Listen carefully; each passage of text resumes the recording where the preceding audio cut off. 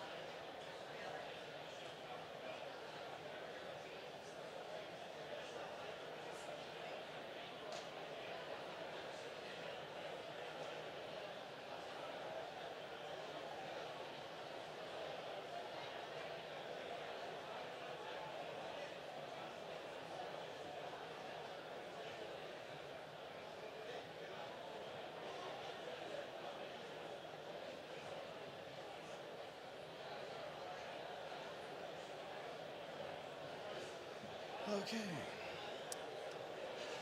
Good morning, everyone. Good morning.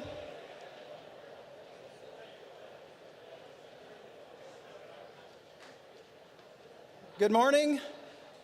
I'm Rick Kessler, publisher and executive editor of RVBusiness, and I'll serve as your host and MC.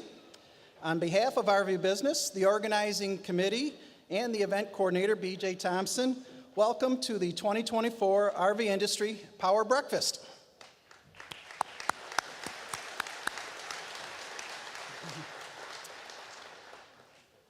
Once again, and thanks in large part to this sparkling new convention hall here at the Northern Indiana Event Center on the RVMH Hall of Fame campus, we have a record-breaking crowd, and I think you all can agree this is pretty damn impressive. Over 1,350 people are here this morning. They've gathered to, I got to stay on my script or else I'm really going to screw up.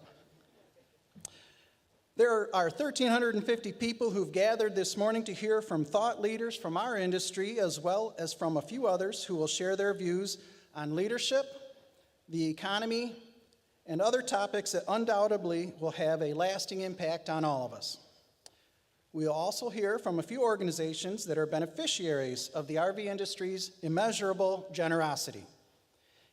In fact, let's take a minute to note just how generous our industry is.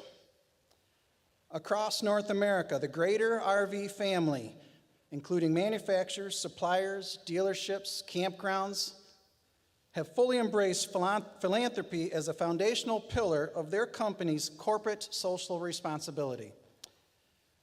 Whether it's making a child's wish come true, building a house for a homeless family, blowing up 150,000 balloons in this building, or raising millions of dollars at an annual auction to help kids get a better start in life, there are, quite literally, millions of people and millions of communities who are better off because of our industry's willingness to help others in need, and that, my friends, is worth celebrating.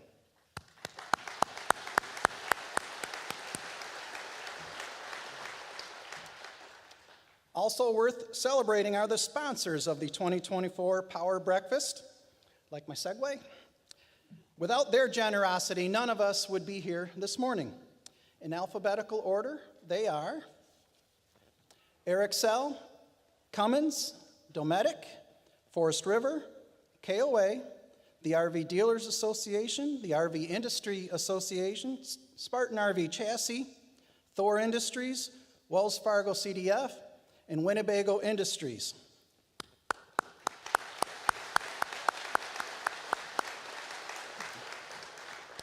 In addition, we also have 75 companies, the names of which may be found in your program, who saw enough value for their team in this event to become a table sponsor. And again, we thank them.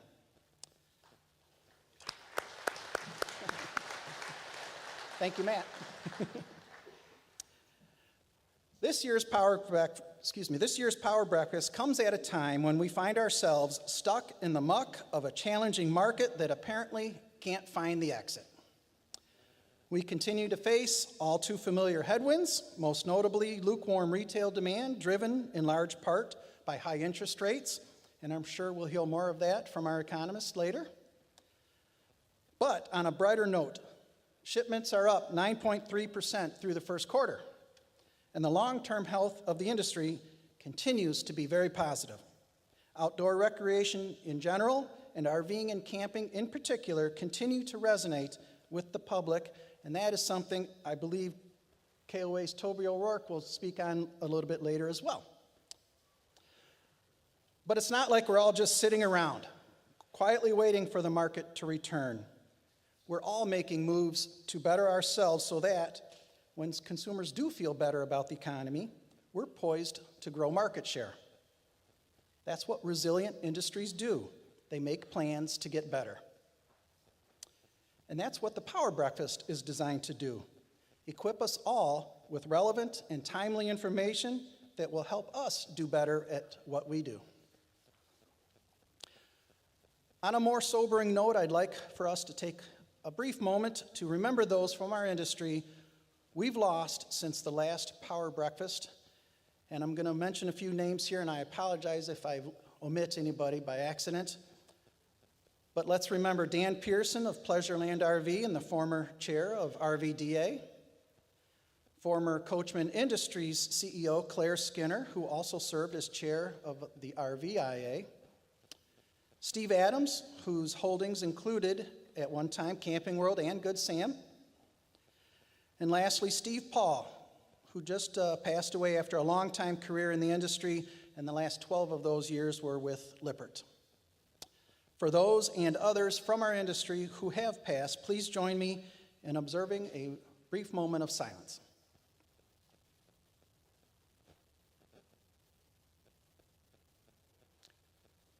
Thank you. We are just about ready to welcome the first of this morning's speakers to the stage, but first I need to pass along just two quick announcements.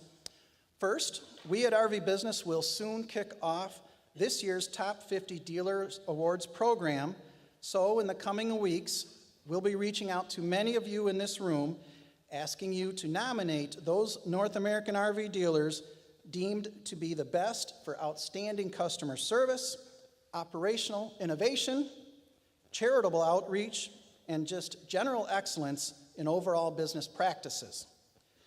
You are the ones that make this program work, so please, when we contact you, take the time and send us your nominations so that we can celebrate those RV dealers who make our industry better. And the second announcement, about 15 minutes after his presentation is completed, economist Bernie Baumel will be available right here in this room for an impromptu and more intimate Q&A session. Thank you, Bernie. Thank you, and now, without further delay, let's begin the program. Our first guest is no stranger to the Power Breakfast, and we are fortunate to have him here again. A tireless public servant and the #1 cheerleader for the city of Elkhart, please join me in welcoming Elkhart Mayor Rod Robertson to the stage. Thank you. Thank you. Good morning, everyone. I am so excited to be here. These are not my notes, so I will not read them, all right? I am so excited to be here, and every year that I've been invited since the first, Greg Ford gave me a call and said, you know, the mayor of Elkhart should, in some way, welcome those that are here. And I wanted to make sure that I did it every year that I was invited, because we have a symbiotic relationship. Elkhart is a wonderful place. I mean, I was born and raised here, proud Roosevelt Rough Rider, Pure Moran Warrior, Elkhart Central Blazer. Yeah, I heard a little cry back there once, a Blazer. Nope, we're Lions now. I was proud of those things.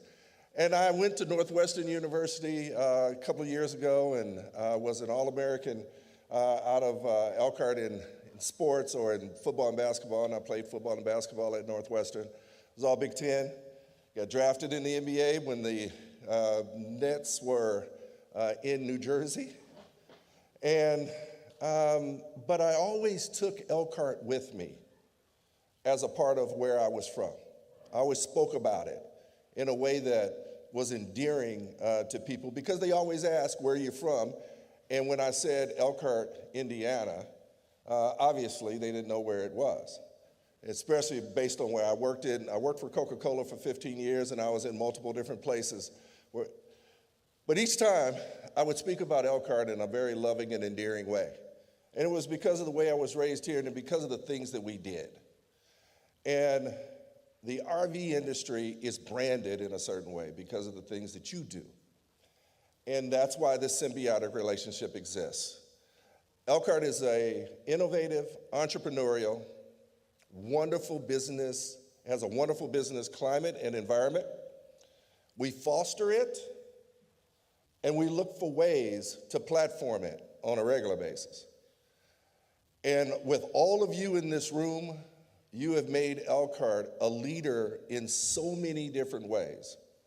Some may not know that Alka-Seltzer was created here. Some may not know that we definitely developed the expertise to make worldwide band instruments and lead that industry for many, many years. So from pharmaceuticals to band instruments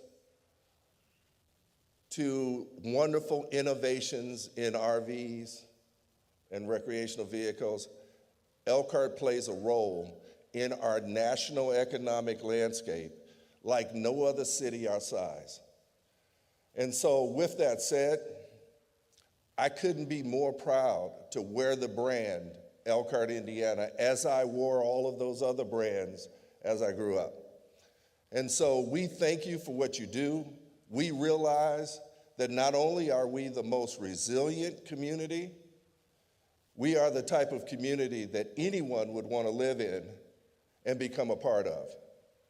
And for all of you that are here that are not, all of you who are here that are not from Elkhart, let it be known that Elkhart is the place where if you haven't been from here and you're here now, you'll always remember it and you'll always want to come back. And that's the kind of environment that I'd like to foster as mayor, and I'd like to make sure that we all do it and be the kind of ambassadors for our community that I know you are for your industry. So thank you so much for being here. Thank you so much for always allowing me to come up and say just a little something, something.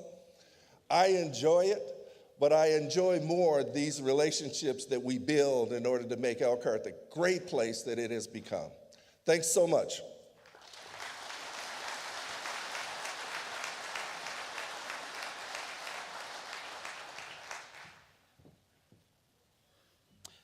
Thank you, Mr. Mayor. Next, let's bring to the stage Camping World Holdings, Inc., Chairman and CEO Marcus Lemonis and Chief Operating Officer Matt Wagner.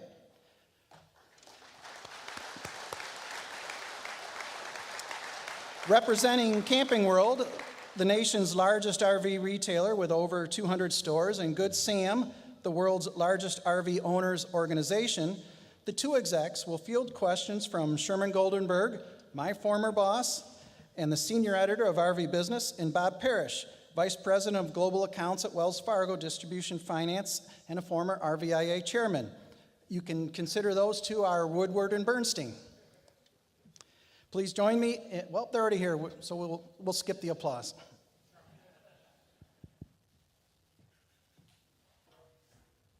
Thank you. Is it on? Oh, okay. All right. You ready? Yes, sir. Nice to see you. Marcus and I used to work for the same company, go back enough years. Affinity Group last. Yeah, in California. So, some questions about all these headlines that we've been seeing recently out of your, financials, a lot of them. What in your estimation is the state of Camping World, the world's largest RV dealer? What's the state of the company at this point? Well, as you would expect, Sherm, I'm not going to answer that question directly. Why would you start now? Yeah. Before we get started, I had just a couple things that I wanted to share. This is I think my 23rd year in this industry, and it's been an unbelievable experience. I've spent half of my life, not as a business person, but half of my actual life in what I consider to be the greatest and most underappreciated industry that exists in our economy. And I am super grateful to all of you for taking a young kid out of the car business and allowing him to really make a life. For those of you that have been in this industry a long time, it has provided food for your families, educated your kids, allowed you to save money for your retirement, and have built not only a lot of wealth, but a lot of relationships. And I will tell you that this will definitely go down as the greatest experience of my life. And I've seen a lot of businesses, and I've been involved in a lot of things, and nothing will ever come close to what I've experienced here. I think as a group, we've all had these ups and downs, and we listen to economists and we listen to different people talk about all the trials and tribulations and the highs and the lows. But let this be really clear this morning. This industry is part of the fabric of the U.S. economy, but it's more importantly a part of the fabric of the U.S. culture. And that everybody in this room is contributing to a lifestyle that allows people to affordably, more affordably than any other industry that provides leisure, to enjoy this great country, to spend time with their families, and to do the things that we all want more of in our own life. Are we perfect? No. But we're pretty damn fucking good. Okay? And I hesitate usually to come into these kinds of environments. I think I'm probably still public enemy number one. But I am here to tell you that I am advocate for our industry number one. I believe wholeheartedly that we are at the precipice of something very big. I think the boat industry doesn't have it right. I think other forms of leisure have made it unaffordable for families in this country to enjoy this great country in a way that makes sense for them. But Matt and I were talking on the way over here about sort of my journey over the last 20-something years. And when I first came into this industry, it was fragmented. And to a certain degree, it still is. And it was, innocent in its approach to the consumer. And in a way, it still is. And the heart of what we do is really trying to make a good product to the best of our ability with the tools that we're provided, with a labor force that is exceptional, and a consumer that is loyal. But with all of those good things comes its challenges. And at Camping World, every other dealer, every manufacturer, every vendor, every supplier, we're still faced with the same challenges that we were 23 years ago when I got here. When I look back and sort of reflect on all the different meetings that I participated in, all the reports that have been written, the fact set of opportunities are the same. We need to make a better product. We need the consumer to have it be more affordable. We need to make the pain points of service and service wait times and where I'm going to store my unit and where I'm going to take my unit.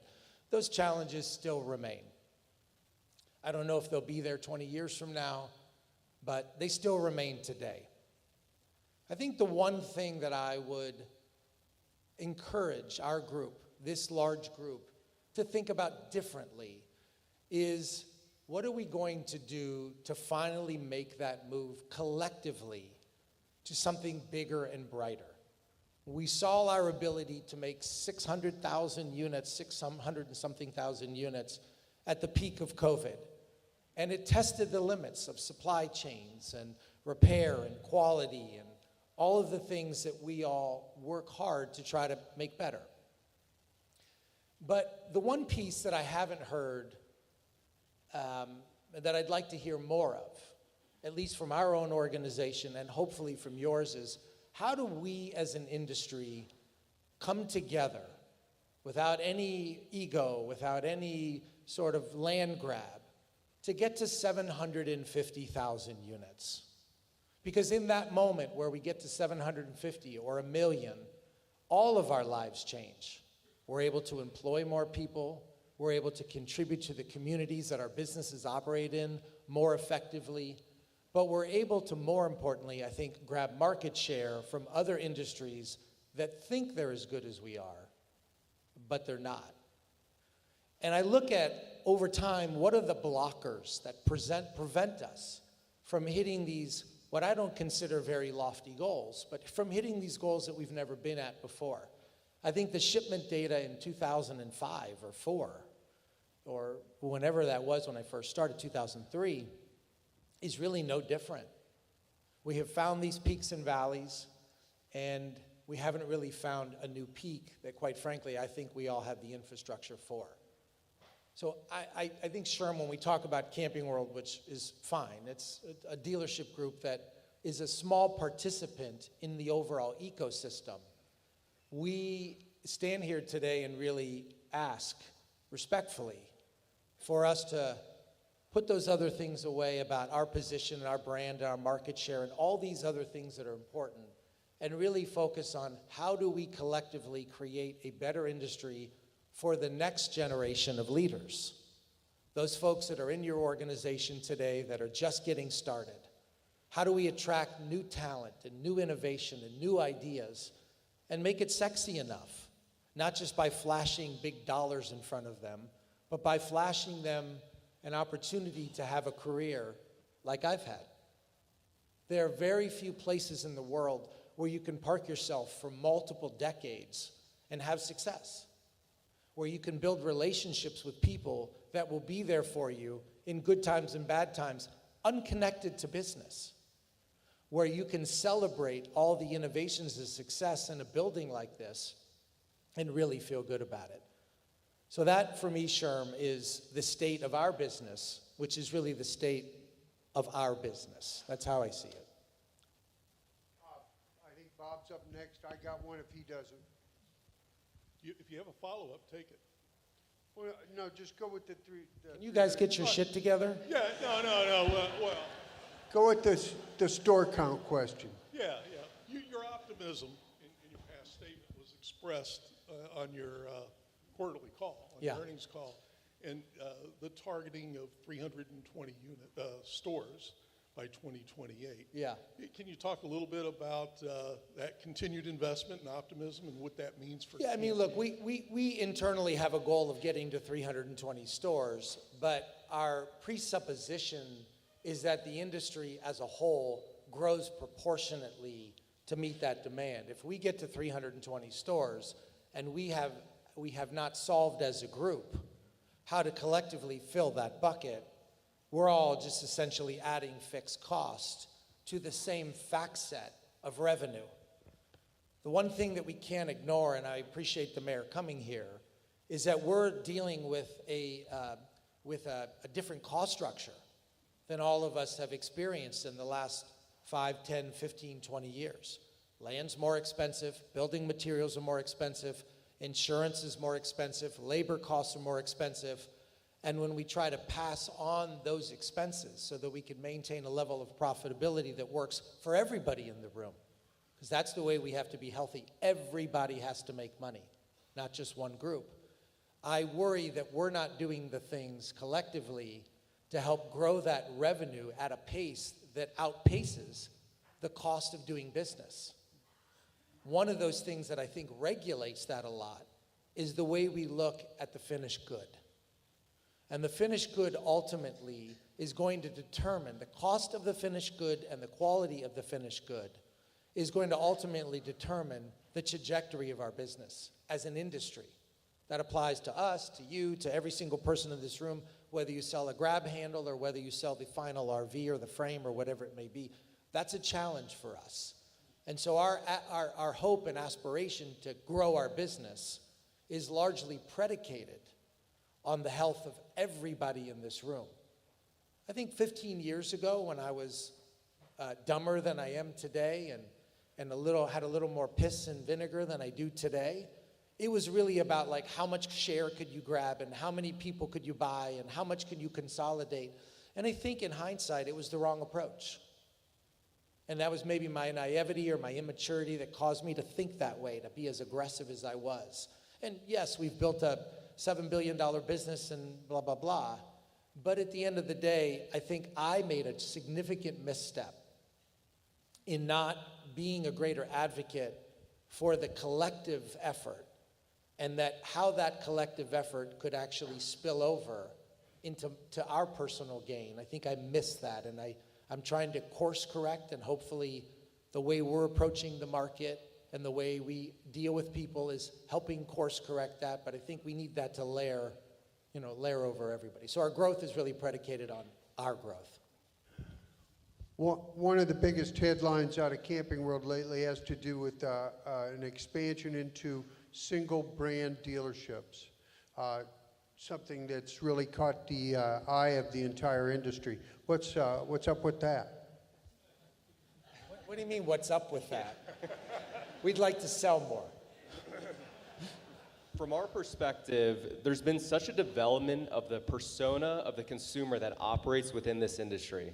And as Marcus alluded to earlier, we're really confronted with the same issues that we've been dealing with over the last 20 years. In fact, I pulled up an article early this morning, which I was just bantering with one of my teammates that have been in the industry for the last 3 decades, and it's literally the exact same hit list of items of dealing with different customer expectations, the same issues that we had 20 years ago with parts reordering time, different service issues, different expansion issues, higher interest rates at the time. And as we sit here and reflect, and we've reflected quite a bit over the last few years especially, we realize we just need to meet the customer in different ways, whomever that customer is that exists out there. The impetus behind the exclusive store concept was largely a byproduct of us acknowledging that there's a certain subset of customers that expect to be met with that high experience, high touch, yes experience. Where we know, for example, with some of the higher end products, those customers expect us to be specialists in whatever that component of their product is. So we've tasked our team with coming up with training curriculum so that we have highly specialized, sales associates as well as technicians that know how to simply just work on that one segment and category, and they should be the authority. Our goal is for us to largely continue to expand this so that we could meet that very specific persona. And that persona is very complementary to what we do already today at Camping World. We're able to a certain extent, hopefully satisfy that customer, but we're far more confident given the early results of what we've seen with these exclusive stores to actually satisfy and get that higher net promoter score so that we're able to retain these customers for the future. And that's where I would maintain that we need to continue to do a better job of actually creating those fans of customers across the board. Whatever he said. For those of you that don't know Matt Wagner, you should get to know him. And I also wanted to use this opportunity to tell you that when we think about the growth of our industry, it's dependent on the growth of the talent that we have inside of the industry that may be untapped. And Matt and I have been working together since he was a senior in college. We went to the same university. And he has brought something, I think, not only to our business, but hopefully to yours, that is really driven on a different thought process. And when we think about the exclusive store concept, in addition to the specific metrics that he talked about, we also think it's important to bring new buyers to the audience, to the community, that maybe are looking for a different experience. The buyers today, and Matt will talk a little bit more about it later, are younger than they've ever been. Like a significant amount, like over 20%, are less than 40 years old. That's stunning to me. And if it's people like Matt and other young people in your organization that can help each of us crack that code and take some of us old dogs who have bad habits and always say things like, well, this is how we do it here, I would strongly encourage you to arm your business with new and innovative, fresh talent, both in the way they think, both in gender, both in race, both in culture, both in beliefs, not because we feel like we have to check a box, right? But because we really just want to get better and we have that obligation to consumers. Kind Bob? of looking at inventory, going back to Matt's comments, you guys announced a significant reduction in used inventory over the last 12 months and implemented an auction process. Can you talk a little bit more? I mean, it looked like it was a very successful thing to do, but could you talk a little bit more about that?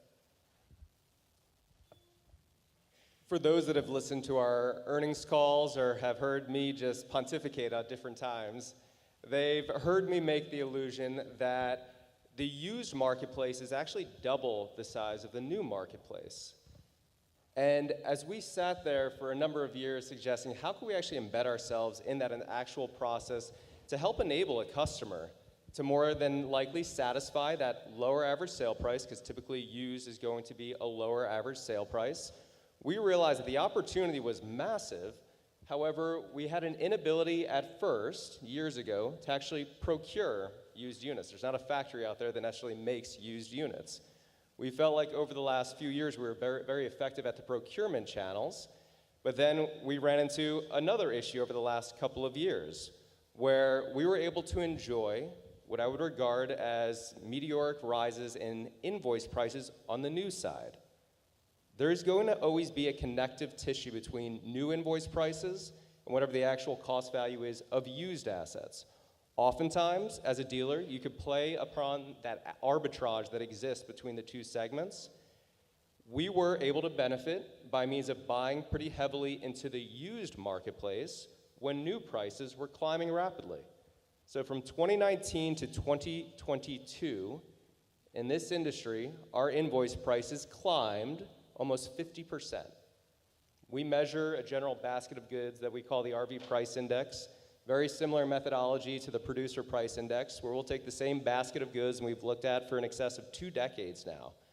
That was the largest increase that this industry had ever seen in terms of new invoice prices. It was almost shocking, and that's where I started to ring all the alarm bells about a year and a half ago saying we need to do something to bend the curves of affordability so that we don't lose future generations of customers coming in. At the same time I was ringing that alarm bell, we just went out and started buying used. And once we were successful working with all of our partners out there, suppliers, manufacturers, and even working with other dealers to identify the right price points, we, for the first time in my history here, and I've been here for less time than many of you here, less time than Marcus, but this is the first time that I ever saw deflation in the new invoice price realm. And we were very effective at hitting certain price points in certain categories, where if I look at that same RV price index today, there's been about a reduction of 12 to 15% from the peaks about a year and a half ago. So we've all done our part to start to move the needle in the new invoice pricing. On the used side, though, we now realize that we need to be far more cautious because of the volatility that existed on the new side.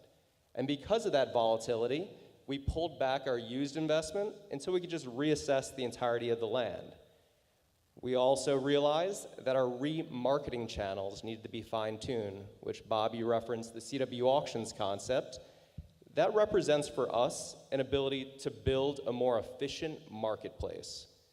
And what I mean by an efficient marketplace is providing consumers or participants in the used environment just more information more readily available and a quicker remarketing channel. In the used space, there's plenty of wholesalers, banks, manufacturers that need to offload either repossessions, buybacks, or simply just want an opportunity to buy into the used marketplace. Over the last 4 months, we've been able to launch 5 auctions. We've been very successful at selling to this broader base of consumers as well as wholesalers alike. We see this as an opportunity for us to have a water regulator on the backside of helping to regulate the used marketplace and allow us to continue to just help this entire industry just remain healthy from the used side of the business. I think it's actually, I think it could even be simplified a little more than that. If you thought about a funnel, the same kind of funnel shape that you use to put oil in your car, and you turned it upside down where the point is facing north, and you looked at the stratas inside of that cone. So if that cone is upside down, at the top it's small, at the bottom it's big. That's kind of how I've thought about this industry overall. And if you look at our same-store sales numbers on the new side year to date, I think we're up like 13 or 14%. Our market share, I believe, has crossed 30% in the month of March. That's not something that we feel good about, oddly enough. And our strategy to do that, both during COVID and after COVID, has been very simple. And this is the one thing that I think Matt and I have really approached the same way for 15 years. Consumers exist in the general economy at different price bands, whether it's home, whether it's their credit card payment, their car payment, whatever it may be. And the one thing that I feel like we brought to this industry very well in the last sort of kind of decade and a half is convincing consumers to buy on affordability. And affordability is really a function of the price, the rate, and the term.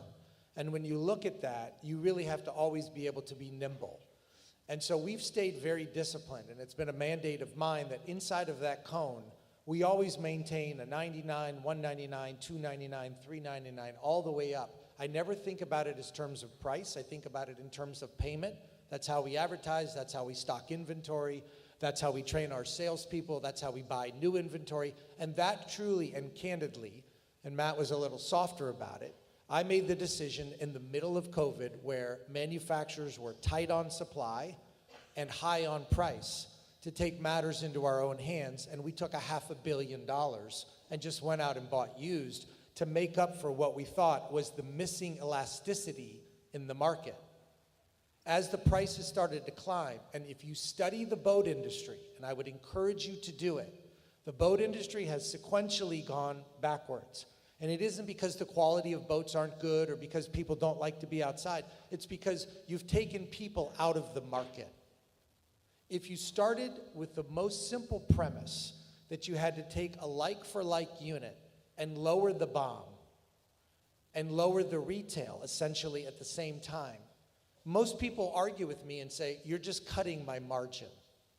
But if you inverted it a little bit and said, how do we become more efficient? And how do we manufacture in a way that creates some level of consistency and scalability? A dollar here and a dollar there starts to matter. And the reason that we've had a more successful volume on the new side first quarter is because we essentially made a conscious decision to stock 50% of our inventory at less than $30,000. There's nothing that we're doing differently in terms of like, we're not better marketers and we're not better sales, but our sales process isn't better. In some cases, it's worse. But we really understand where that consumer sensitivity is, and we built our entire thesis around that. And when you see us do things with Coleman or any other sort of product, it's really our effort to take matters into our own hands to control the price pendulum that ultimately correlates to payment. If everybody in the room could adopt that thesis and figure out ways to take costs out of things and drive that price pendulum down, which ultimately, in a rate environment, drives that payment down, then we're going to win. And as rates start to come down again, which they're going to, we then have the ability to get some breathing room around price, breathing room around margin. I want to be clear before I wrap that up. That doesn't mean that everybody needs to make less gross profit. That's not what I'm advocating. We just need to understand that what we make today, at whatever segment it is, has to meet the demands of that cone. And when you go out of those bounds and you think consumers are going to go with you, you end up with negative year-over-year sales. And the boat industry is a good indicator of how to take something out. So if we wanted to breathe fire, which is kind of how I live my life, if we want to breathe fire, we pick two targets. We pick the boat industry and any other leisure industry, and we kick the shit out of them by understanding the elasticity model and nothing more. Because consumers are not going to stop recreating. They're just going to make a choice between us and something else. And you just have to win the buy box. Marcus, they're tapping me on the shoulder, telling me I ought to go for the finale here. People want to know if you might have any more TV shows in the works. Given your popular role with The Prophet Nobody's on CNBC. asking that, just you. Nobody's asking that. The answer is, I'll leave you with this fun fact.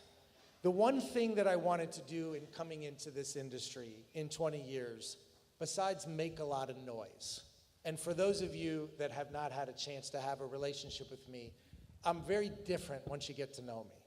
Like, I'm a really different person than people think I am. True statement, right? Very true. Don Clark, are you here? Is that true, Don? Yeah, it's true. Even though you wouldn't sell me product, that's fine. I still love you. My goal through my journey, and I hope you guys feel like I did it, was to always weave our business and our industry into everything that I did. And it was really important to me to create awareness. And whether that was at the World Series or with NASCAR, yes, I had to promote our brand, but what we were really promoting was the industry. So the long answer to your short question is yes, I actually signed a contract with Fox, Fox Network, not Fox News, and I'll have a show starting again after the Super Bowl next year. Excellent. Thank you both for coming here and for sharing your thoughts. Rick?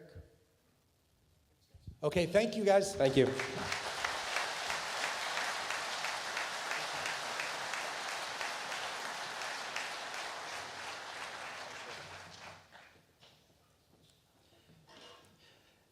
Is it just me, Marcus, or should Sherman be your co-star in that show? All right. Thank you, Marcus and Matt. The next part of our program includes special presentations from two organizations, one national in scope and the other here in ELKHART, that have benefited greatly from the RV industry. They wanted a chance to thank us for our generosity and to show us the good work that our donations have funded.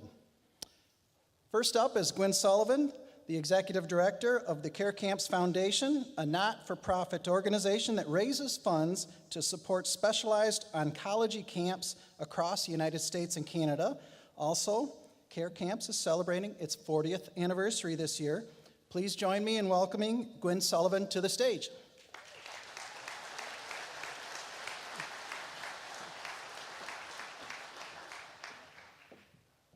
Rick, thank you so much for the gracious introduction. On behalf of Care Camps Foundation, we were very grateful to you and RVBusiness for all the support you provide us. So thank you. Well, good morning, everyone. It's really an honor to be here with you. ELKHART reminds me of where I grew up in Mount Airy, North Carolina, and where I spent time around a family-owned manufacturing company. Also, I started my career as a pediatric nurse, taking care of children with cancer. So the alchemy of this full circle moment being with you is very special for me and for Care Camps Foundation. For those of you who may not be familiar with us, Care Camps Foundation is a national nonprofit foundation whose sole purpose is to fundraise to fund pediatric oncology camps across the United States and Canada, so children living with cancer and their families can attend these camps at no cost. This past year, we provided $2 million to 122 camps that touched the lives of over 41,000 children and family members. What's truly amazing is how Care Camps Foundation began 40 years ago. It was started by a few KOA campground owners who came together to launch a charitable giving cause to fund pediatric oncology camps. Because of those bold individuals, a spark took hold, and the KOA industry has continued to be our bedrock of support in all kinds of wonderful ways. I especially want to thank Toby O'Rourke for continuing to carry that flame. Then another spark got lit with you, the RV industry, when Care Camps became its own standing nonprofit 10 years ago. There were several special individuals, including Sherman Goldenberg, who began knocking at your doors on our behalf, and many of you graciously invited us in. It was you that elevated our mission to new heights and made it possible for us to provide more funding to the camps we serve. Since we began partnering together, the RV industry as a whole, including many companies and individuals in this room, have generously donated over $4 million. We are so grateful to you as an industry for embracing our mission and galvanizing together to bring joy, hope, and the healing power of the outdoors to children and families who are encapsulated in a cancer journey. And there's so much more we can do together. I and our team look forward to getting to know more of you, and we are excited about the many possibilities ahead. In closing, I want to let Derek and Lacey have the last word so you can hear firsthand from parents of a child with cancer and who got to experience the magic at one of the camps we fund, how much your giving truly gives. Thank you so much.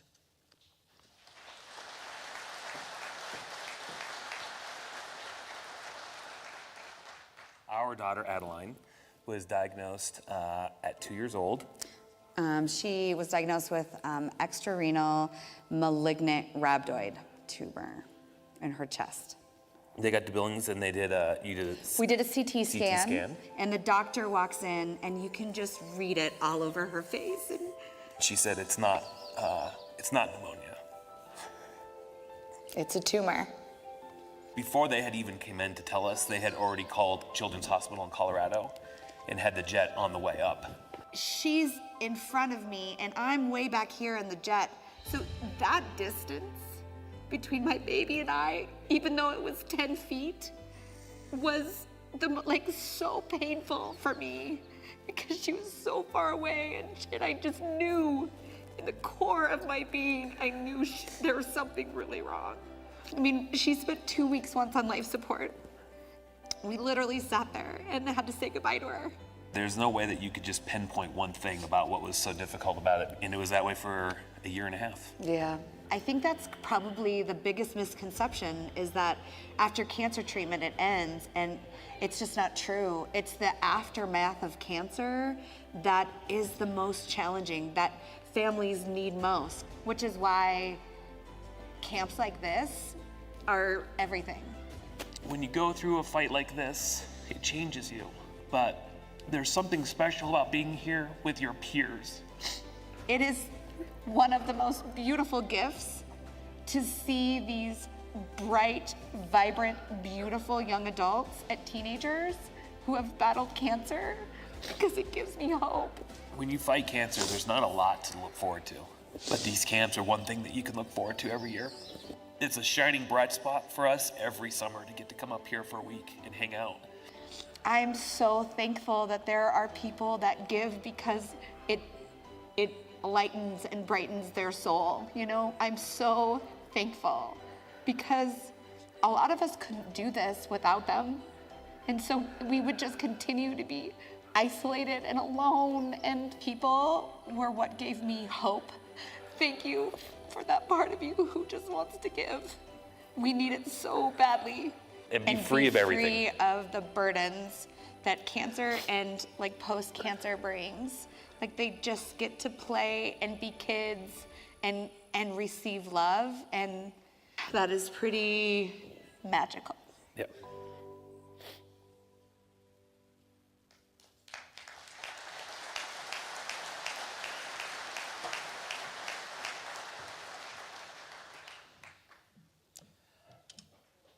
That was powerful.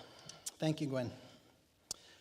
Next up is Pete McCone, who since 2011 has served as the president of the Community Foundation of Elkhart County. The Community Foundation is nationally renowned for its support of nonprofits in various endeavors that improve the health of the Elkhart community, businesses, and its people. Please join me in welcoming Pete McCone to the stage.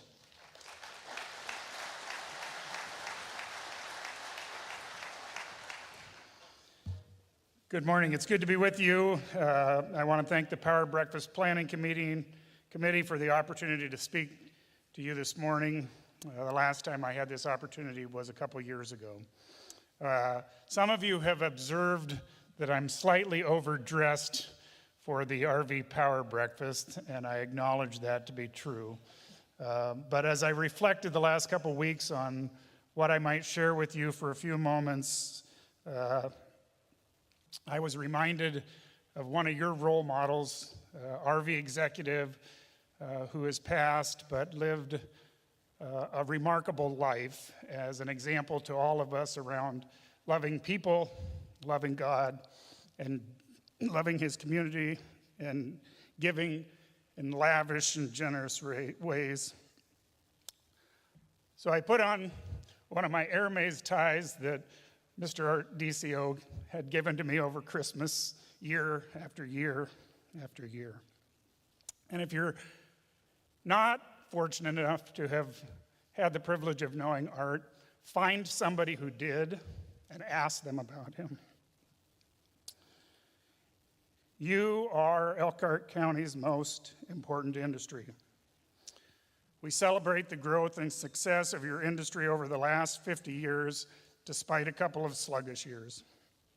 We acknowledge and thank you for your involvement in our community as employers, community leaders, volunteers, and donors to the important network of charitable organizations in Elkhart County.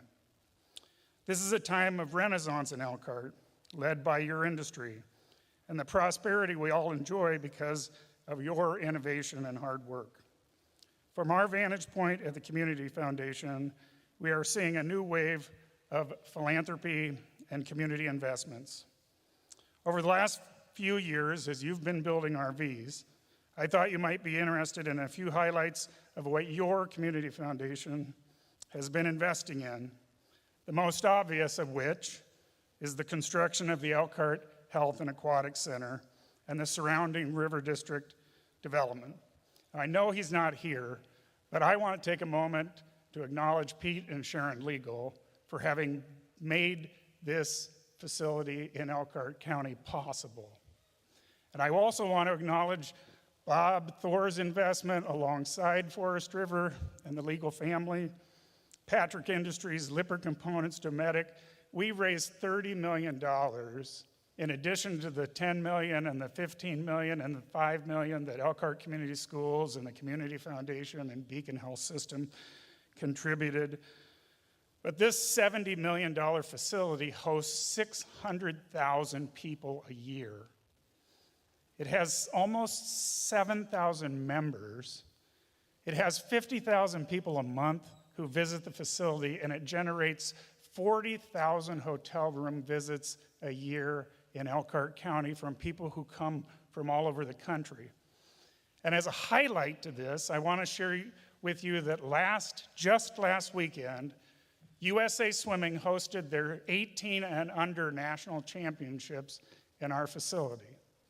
So there were young high school age kids that came from literally San Diego to Boston, Massachusetts, and Atlanta, Georgia to compete in our pool. And 15 of those kids, when they came out of the water after their event, qualified to compete in the Olympic trials. I mean, this is what did you say, Marcus? This is a kick-ass fast pool, one of the fastest pools in the world. So thank you to this industry for making that asset possible in our community. In addition, we have made significant investments in the creation of Junior Achievements BizTown Experiential Learning Facility. We recently opened the Tolson Center for Community Excellence, and I want to thank Bill and Kristen Fennick for having made the lead gift to make that facility possible. We've implemented Manufacturing Day, a field trip experience where every 8th grader in Elkhart County has the opportunity to visit and tour a manufacturing facility, many of them yours, and learn about various careers within the manufacturing industry. We just opened the Lifeline Hub, a 40,000 square foot facility serving kids in South Central Elkhart. I want to thank Tom Irons and ASA Electronics, the Moore brothers at Moorride, and Ron and Lisa Fennick for their lead gifts to make that facility possible. We've been a part of the expansion of the 4 Boys and Girls Club facilities in Goshen, Middlebury, Elkhart, and Napanee, to the credit of Brian and Janelle Brady, Jim Shea and his family, and the Bontrager family for their investments in some of those respective clubs. We opened the Mittler Engineering and Technology and Innovation Center at the Elkhart Area Career Center and made a lead gift and brokered a lead gift from Charlotte Mittler and her family. We were part of the addition of the patient tower at Goshen Hospital. Special thanks to Don and Teresa Gundon and the Bontrager family again for their lead gifts to that project. My thanks to Andy and Charlie Rader and Scott Tuttle and Todd Cleveland for helping create Doc's Pavilion in Wakarusa. And the creation of Stable Grounds, a therapeutic equine facility serving kids in Middlebury, and soon a permanent visitor center at the Wellfield Botanic Gardens, all led by generosity from your industry. And that's just a short list of the hundreds of programs and projects your community foundation has invested in the last few years. At the Community Foundation of Elkhart County, we work to connect these projects to philanthropists, many of whom are in this room. Due to your generosity, the Community Foundation of Elkhart County has become one of the largest and fastest growing community foundations in the world. I also want to thank Claude Donati and the Nexus team for adopting Safe Haven Women's Shelter, both as volunteers and donors. I want to thank Jason Lippert and the Lippert team for demonstrating that it's not all just about your checkbook, and for leading the way in demonstrating that we can give of our time and our talent as well as our treasure with the hundreds of thousands of hours that the Lippert team has contributed as volunteers in this community. Our community relies on each of you. If you're newer to this industry, we invite you to join the others of the RV industry and get involved in the great organizations that serve kids and families. We all live here. We have families and neighbors, and we have a responsibility together to make this community all that it can be. I and my colleagues at the Community Foundation feel a deep sense of responsibility to help guide the future growth and development of our community. And you are a critical part of what we are trying to accomplish together. I pray Elkhart County will always be known as the RV capital of the world, and that's because of you. We're thankful that you are here, and we're thankful for your generosity to our community.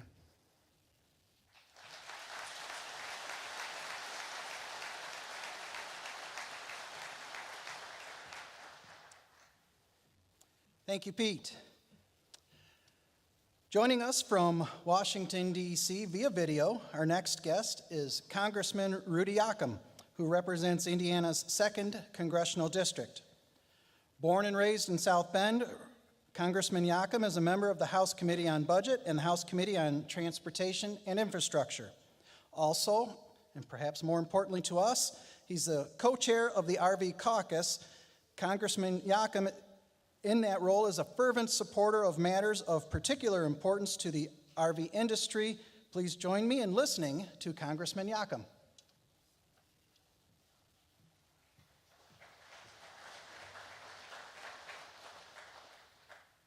Hey Hoosiers, Congressman Rudy Yakum here. I wish I was back in Elkhart with you this morning, the RV capital of the world. However, I didn't want to pass up the opportunity to thank all of you for the incredible work you're doing for this great industry, and an industry that is so important to our region. In Congress, I'm proud to continue Jackie Walorski's legacy of being a champion of all things RV. One way that I'm doing that is by co-chairing the Congressional RV Caucus, so that your interests are represented and advanced here in our nation's capital. Another initiative I'm leading is common sense bipartisan legislation called the Travel, Trailer, and Camper Tax Parity Act. As many of you know, a mistake in the 2017 tax law means non-motorized towable RVs aren't eligible for the same exemption of floor plan financing from interest deductibility that a towable RV is. That means RV dealers have to maintain 2 separate sets of books, one for motorized and the other for non-motorized RVs.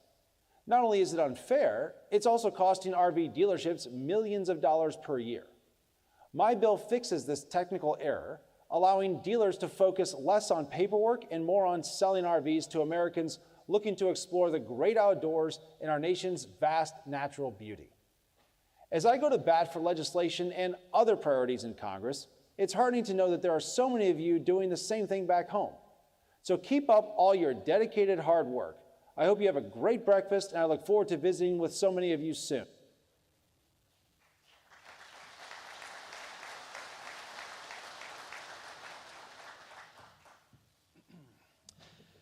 Thank you, Congressman Yakum. If you've been following along in your program, you know that our final presentation before we go to our intermission break was going to be with Bob Tiffin, Van Tiffin, and Lee Tiffin, who were going to talk about their company's legendary culture of customer service. Unfortunately, due to their flights being canceled, they were unable to join us this morning. So we've made a slight adjustment to our program, and next up now will be the RV Dealers Association, which is the national association representing the interests of RV dealers, rental companies, and the RV aftermarket stores. Representing RVDA is Board Chairman Ryan Horsey, who is the Vice President of Fixed Operations at Parkview RV Center in Smyrna, Delaware, and Phil Ingracia, who has been with RVDA for 28 years and its president since 2012. Please join me in welcoming Ryan and Phil to the stage.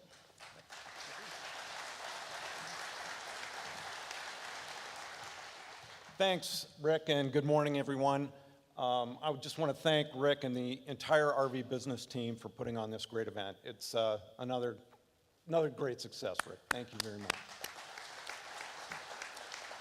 You know, I want everyone in the room to know that your work here in Elkhart and the surrounding communities directly impacts more than 2,900 RV dealers across the country who together employ about 54,000 people with an annual payroll of $4.1 billion. So what you're doing here in Elkhart County and the surrounding communities really impacts a lot of RV dealership folks. RVDA released a survey of its members this spring, and the vast majority of RV dealers are very, very optimistic about the future of the business. They're confident that the industry has built up a larger installed base through the pandemic and can really, really build on that installed base, bring in repeat buyers, new buyers, and grow the business as Marcus was talking about. As noted in RVBusiness almost every month, RV dealers are investing millions of dollars in new facilities, service bays to support our growing customer base. You know, after an extended destocking process last year, we really do feel that we have a runway for success moving forward.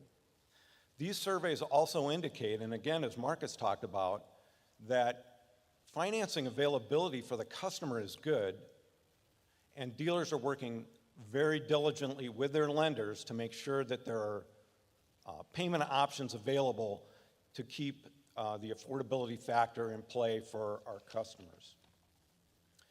You know, as RVDA works with our partners at RVIA, there are some public policy challenges ahead. RVDA helped dealers score a victory late last year when dealers were expressly exempted from the FTC's CARS rule, which would have really put some unnecessary regulatory burden on the sales process and put in some regulatory record-keeping requirements that really would have cost dealers a lot of money. The car business is fighting these rules in court, and it's something that we're very pleased to have RV dealers exempted from. And as Congressman Yakam in the video talked about, we're also working on that Travel, Trailer, and Camper Tax Deductibility Act. It's important that we get this fixed, and you're going to be hearing more about that in the coming months as Congress gets back into session and works on the 2017 tax cut extensions. And that's going to be our vehicle to hopefully get this thing fixed for good. Now I'm going to turn it over to Ryan Horsey, my chairman of the board, and he's got a few words for you as well. Good morning, and thank you for allowing us to be here this morning, especially Marcus and Matt. Thank you very much for those kind words on behalf of the dealers. You guys are inspiration for not only bigger conglomerates, but also for smaller dealers like us in Delaware. 2 days ago, some of the members of RVDA and RVIA were able to go ahead and get together in Washington, D.C. for the Outdoor Recreation Roundtable Executive Forum. One of the most impactful things that we heard the entire time was people love to camp, they love the outdoors, and the other thing, as a parent, how to go ahead and get the kids off the electronics. A couple years ago, 2020 Memorial Day weekend, I had the opportunity to satisfy an adventure of a lifetime, which was through scuba diving. But it was something that allowed us to go ahead and take an outdoor adventure and bring it into the RV world, where we were able to go ahead and camp. And being underneath the water, you're able to go ahead and take an adventure with your kids to see different things that you're not used to being able to see. But the biggest part was after all was said and done, we were able to go ahead and sit around a campfire that in most campgrounds was not smiled upon. It was literally probably about 10 feet tall and probably about 20 feet wide. But the most amazing part was the experience I was able to go ahead and share with my kids. It was the things that we were able to go ahead and tie together as far as the impact of recreational vehicles, being able to camp and just enjoy that experience that's going to go ahead and just shape the mold for our family for years to come. And I can't thank you manufacturers enough for allowing that to make it happen, and also campgrounds. It's memories like this that go ahead and fuel my ambition to make sure things on the fixed operations side of the RV dealers are being catapulted to the future. It's little things like this that allow our industry's initiative for repair event cycle time, or as we know as RECT, be more transparent. But the most important thing about that is to make sure that it's not just an industry initiative, it's a behavior. And that thing about the behaviors, as you're sitting here talking about how do we go ahead and lower cycle times for recreational vehicles being inside a service lot, or how do we go ahead and take a part of making sure that we're able to identify different parts that may have more opportunities than others. It's ideas like that allow our DMS systems to come together and to identify those.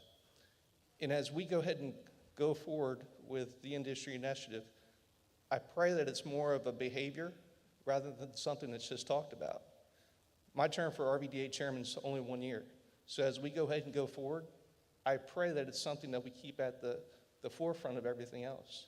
And as from a small dealer to some of the biggest manufacturers in the industry, which majority should be inside this room, I thank you so much for allowing us to go ahead and act as that liaison between our customers and yourselves. Thank you very much.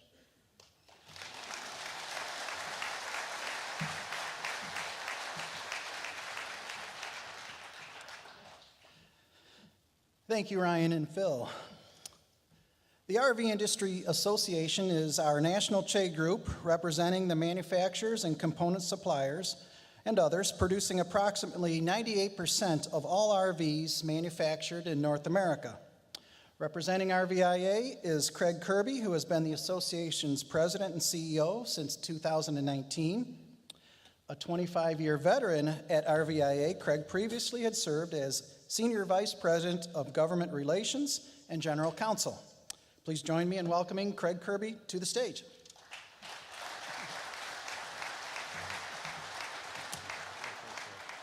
Thanks, Rick.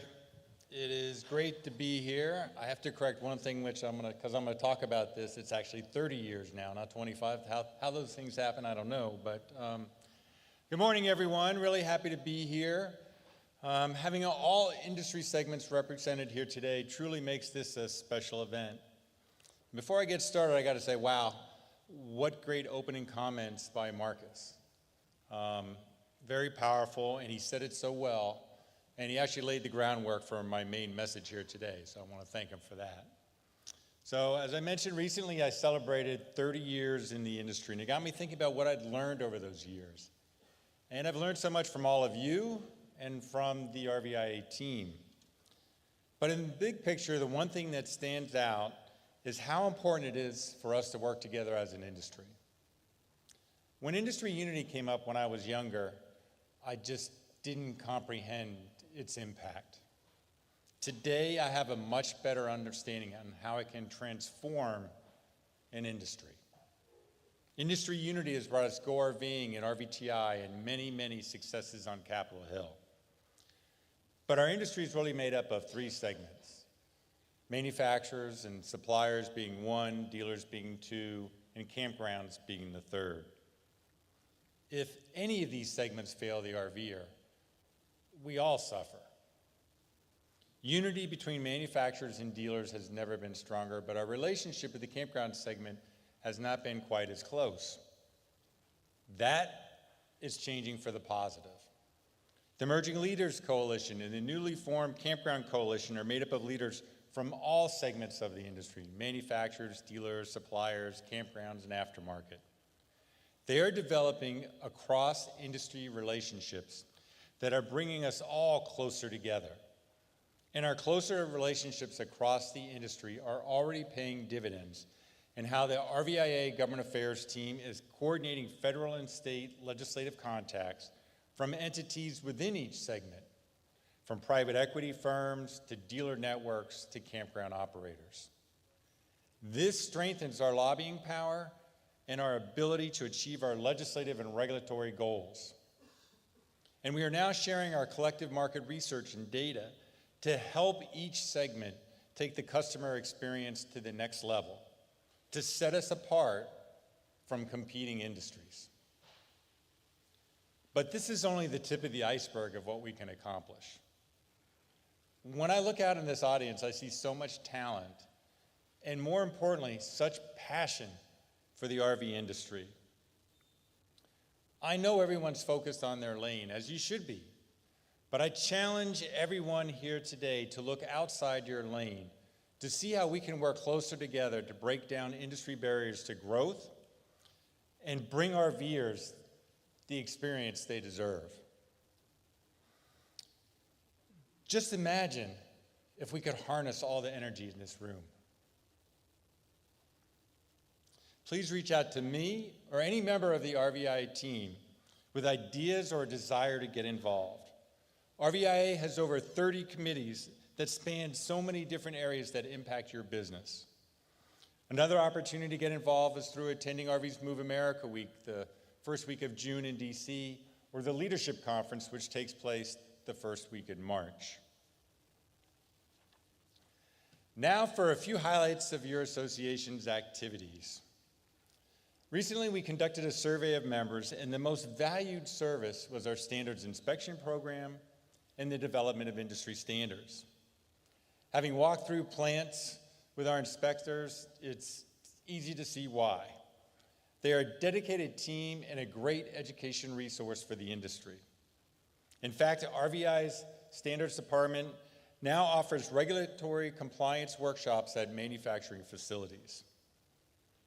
Recently, training was held at a manufacturer where 50+ quality control auditors, line supervisors, engineers, and managers attended. The training was well received, and the compliance manager said, "The workshop will reap benefits by raising awareness of how product compliance intersects everyone's roles." The Standards Department is now taking the next step and is in the process of developing an online training program for members that covers critical areas in fire and life safety standards. Please reach out to our standards team if you would like to schedule a workshop. Go RVing's messaging continues to resonate with today's consumer, and as a result, today's new RV buyer is younger and more diverse than ever. In addition to their traditional marketing work, last month, Go RVing took advantage of the solar eclipse with a little April Fool's Day prank. Our survey showed over 14.1 million RVers intended to go camping to see the solar eclipse, and we wanted to keep RVs in the media. In a move to complement their traditional marketing, they created the RV Clips. Take a look at this video. On April 8th, see the total solar eclipse like never before. Introducing the RV Clips solar glasses. Oh yeah, they're giant eclipse glasses made for your RV. Don't miss your chance to stare directly at the sun from the comfort of your recreational vehicle. Get yours now at GoRVing.com. I can't believe we have to say this, but never look directly at the sun without ISO 12312-2 compliance safety lenses.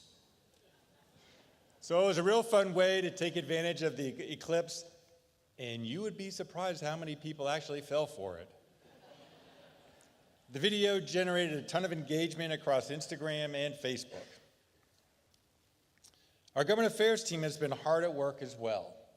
Recently, the RVIA team, working with the Outdoor Recreation Roundtable, helped to get the Explore Act passed through the House. The Explore Act is the first of its kind comprehensive recreation package which will improve visitor experience, create rural jobs, and increase access to federal public lands. The legislation will extend federal land shoulder seasons to spread out demand and create more RV camping opportunities. It will also bring broadband to front country campgrounds and establish partnership agreements, such as agreements with private operators to manage public campgrounds, all to improve the RV camping experience. The legislation will provide technical and financial assistance for outdoor recreation businesses, such as private campgrounds and gateway communities.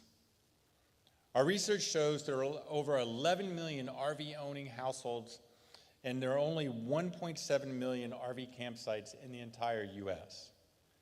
These type of investments are enormously important for the growth of the industry, and quite an accomplishment that this bill received bipartisan support in the House.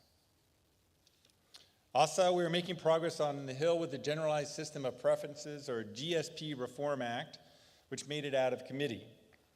This legislation impacts Luan Wood, and if passed, it could save the industry $12 to $18 million annually.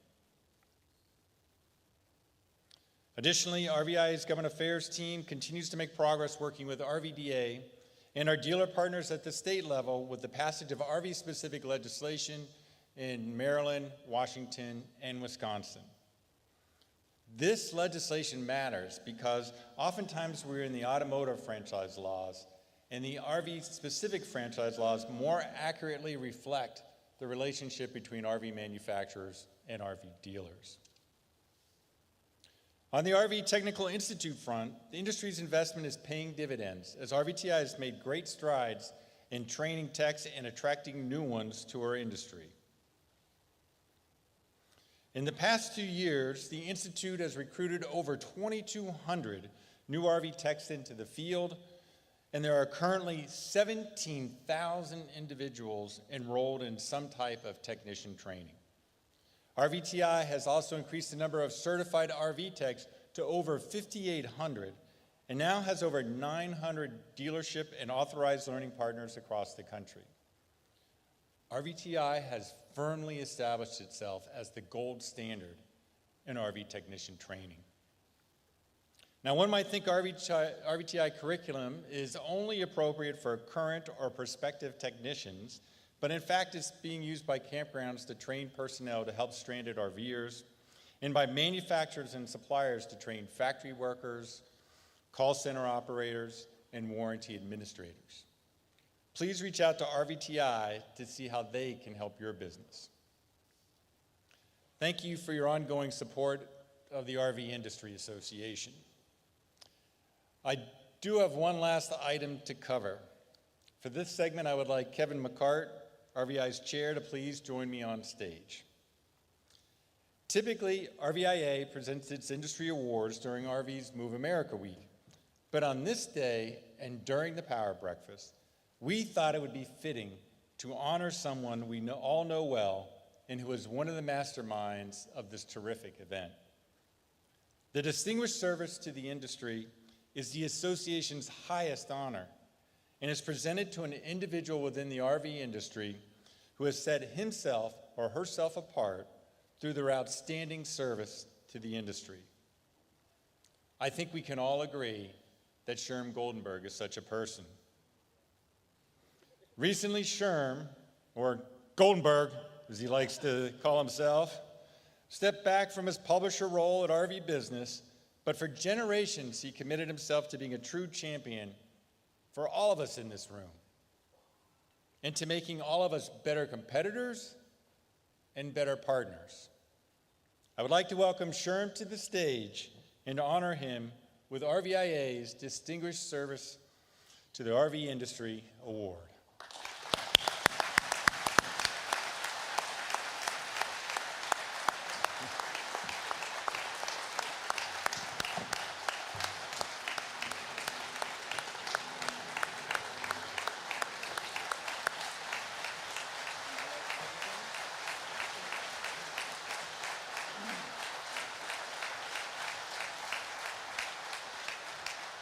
Hello, hello. I found out about this a couple of days ago. Was going to put together some, incisive comments, but I think I'm just going to say thank you earnestly for those kind words and for the recognition. And I'm reminded, looking across this room, of what a relational business this is. We always hear it. It's one of the first things they told me in early 1980s when I was entering the industry, and it is. And so with that, enjoy your break.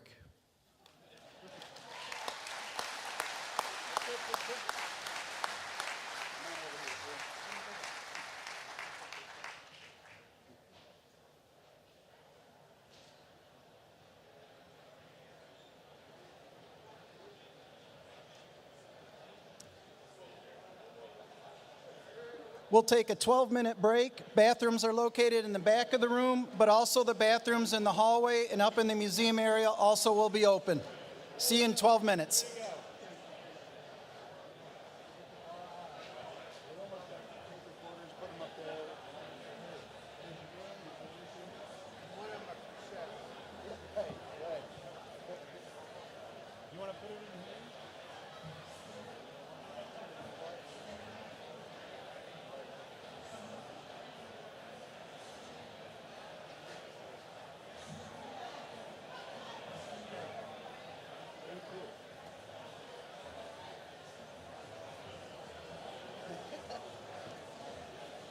Did I do Good okay? job, Craig. Yeah, you did fine.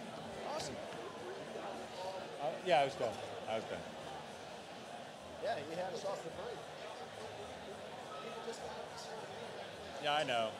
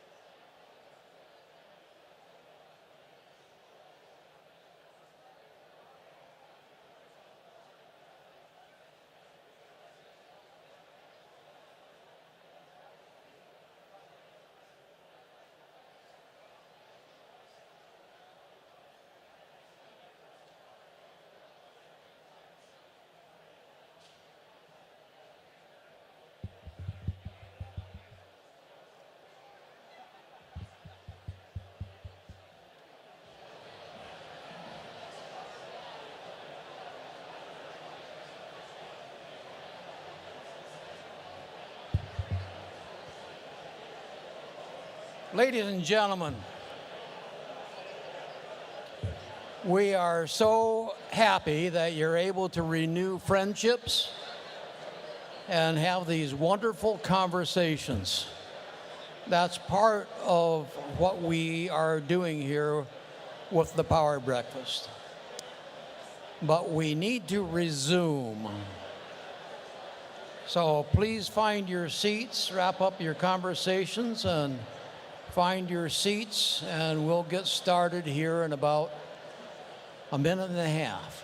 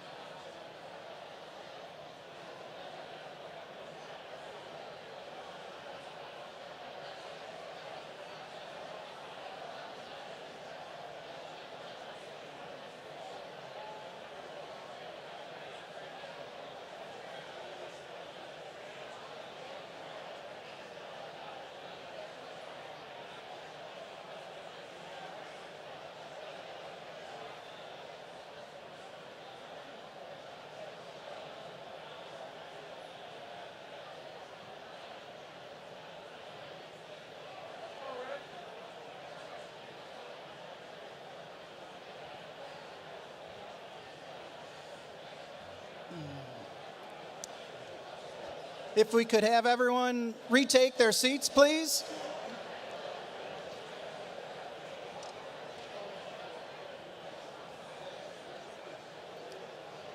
Please take your seats.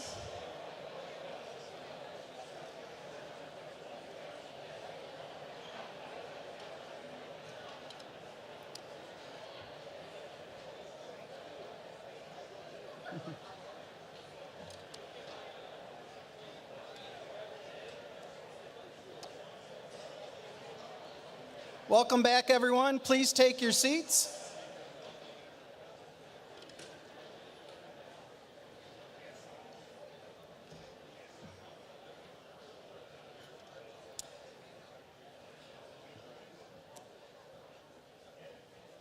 During the intermission, I just had a chance to talk with Coach Shrewsbury.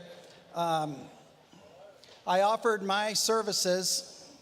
In 6th grade, I was the 4th boy off the bench, which led to my career in wrestling. Like Congressman Yakum, our next speaker, Coach Micah Shrewsbury, also comes to us from just down the road in South Bend. An Indianapolis native, Shrewsbury, coach, just completed his first year as the men's basketball coach at the University of Notre Dame. Prior to joining the Fighting Irish, Coach orchestrated a historic turnaround as the head coach at Penn State. Beyond that, Coach Shrewsbury has coached in 6 NCAA tournaments, 2 NCAA Final Fours, 5 NBA playoffs, and 2 NBA Conference Finals. Please join me in welcoming Coach Micah Shrewsbury.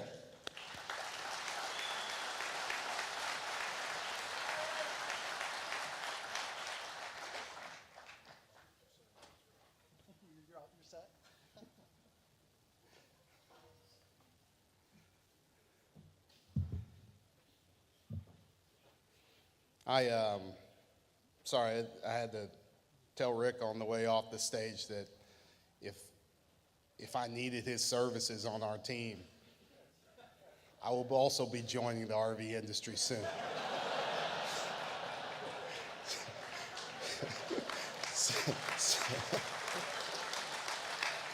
Send applications my way if you see Rick playing for us at any point in time. First of all, thank you for having me. I'm fortunate and blessed to be here, but it's also humbling when BJ showed me. He accidentally showed me the list of people that he asked to come first, and it was like Marcus Freeman, X, no, he can't be here. Neil Ivey, no. Kevin Corrigan, they're playing in the national championship here coming up soon. It was like anyone else from Notre Dame. Can't do it. I was like, well, ask the dude that coaches basketball. And it was like, okay, yeah, he can do it. So I'm happy to be here, and this is such a great event, and listen to everybody has been cool for me. I don't want to bore you to death, so I'm going to get moving and talking about a few things. What I wanted to really talk about was really my journey through coaching and some of the lessons I've learned along the way. And this is truly a full circle moment for me because every time I get up here and I get introduced, they say that I'm the head men's basketball coach at the University of Notre Dame. And as a kid who grew up in Indiana, never in my wildest dreams would I think that would be possible. Never in my wildest dreams would I think that would be possible in 2005 when I was the head coach at IU South Bend. And that's kind of where my journey started. I had coached a few years before and kind of worked my way up to that point. And I was crazy enough to think when I graduated college that I wanted to be a head coach at the age of 30. And I got the job at IU South Bend when I was 30 years old.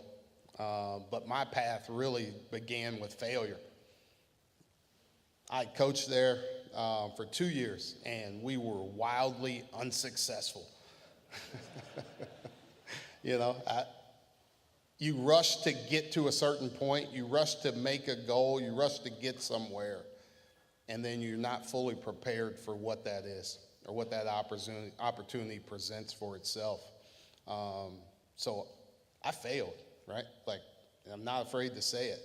But winning 3 games in 1 year, winning 15 games in 2 years at IU South Bend, it's not like Notre Dame was looking down the street like, that dude's going to be our next head coach.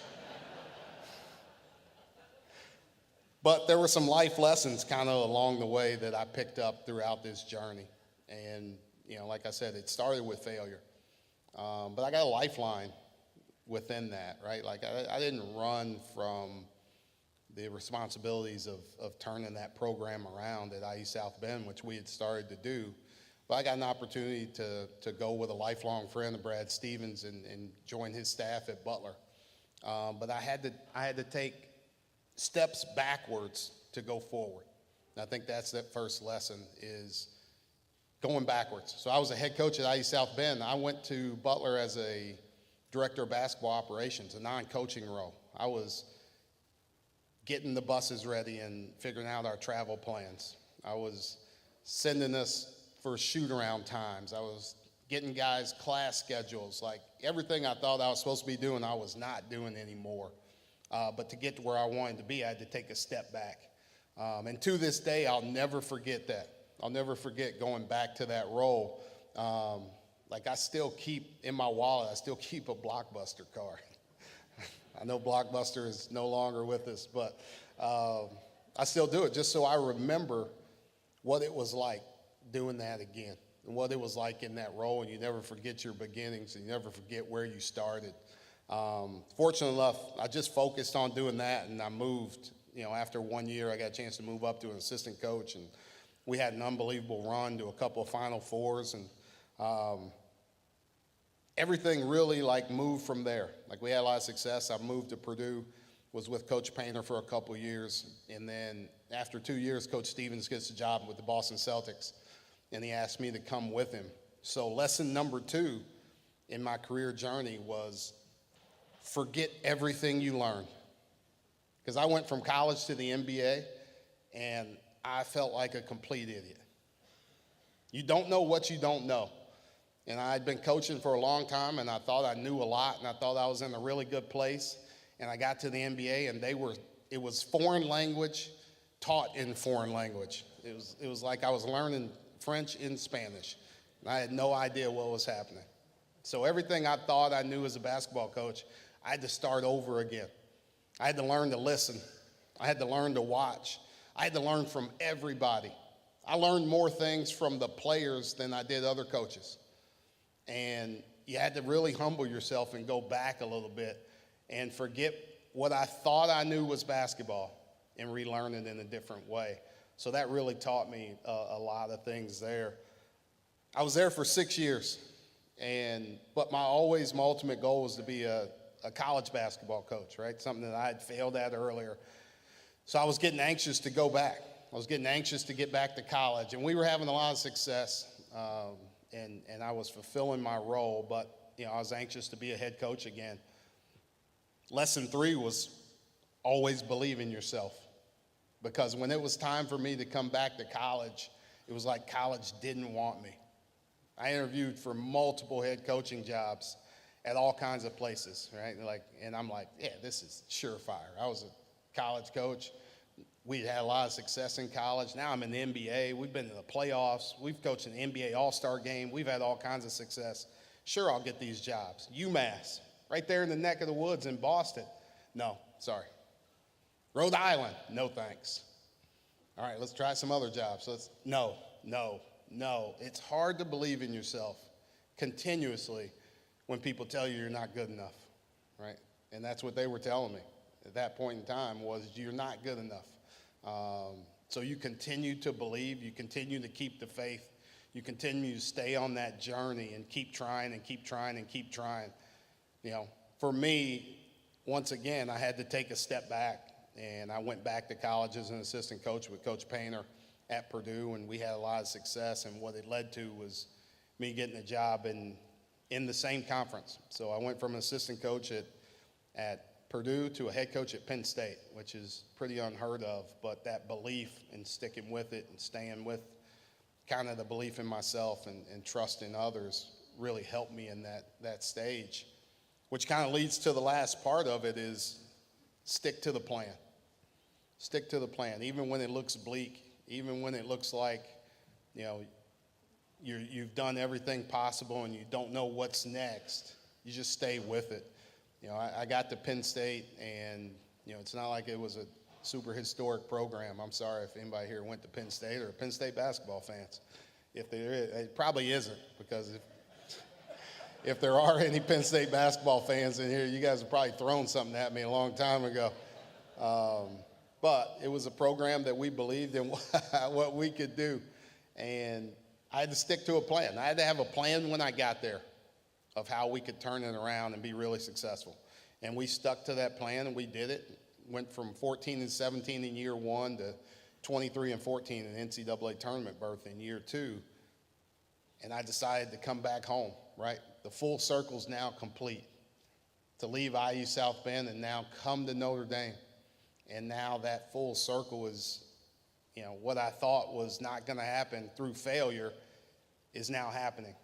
And same thing. Now I have to stick to a plan here, no matter what it looks like. I got here last spring, about a year ago, a little over a year ago, and I walked in, and we had 3 players on our team, right? I was really close to calling Rick and having him come over and join us. That's where it was last year when I got here. But having 3 guys on your team, but also having a plan for how do you have success and then how do you sustain success? And you have to stick to this plan of how you build it, how you do things, how you grow. And even when there are things going by that are flashier, you got to turn your eyes from that and stick to the plan and just keep your head down and keep moving and keep pressing on. So we had a really young team, right? That, like, you have to find out how you can build it.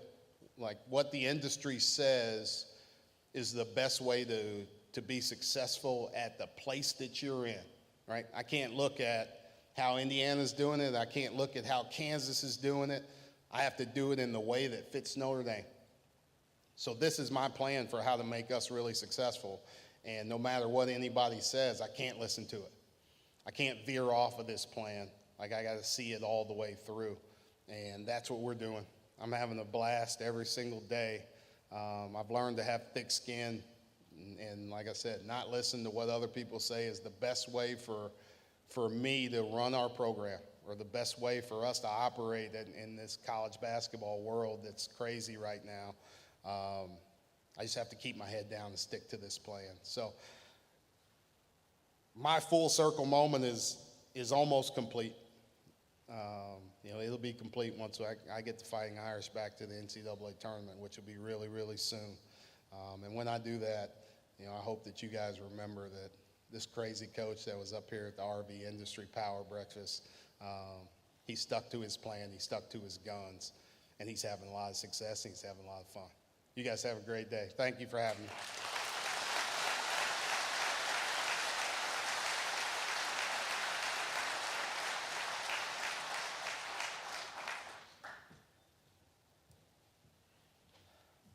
Thank you, Coach Shrewsbury. Our next presentation is from Toby O'Rourke, President and CEO of Campgrounds of America, KOA, and her comments are always one of the highlights of our Power Breakfast. As she comes to the stage, KOA is the world's largest branded system of campgrounds with over 500 franchised and company-owned locations across North America. The company also owns Terramore Outdoor Resorts, a glamping venture with a flagship property in Maine, and KOA is the go-to source for industry research, publishing the North American Camping Report annually as well as monthly data. Please join me in welcoming Toby O'Rourke.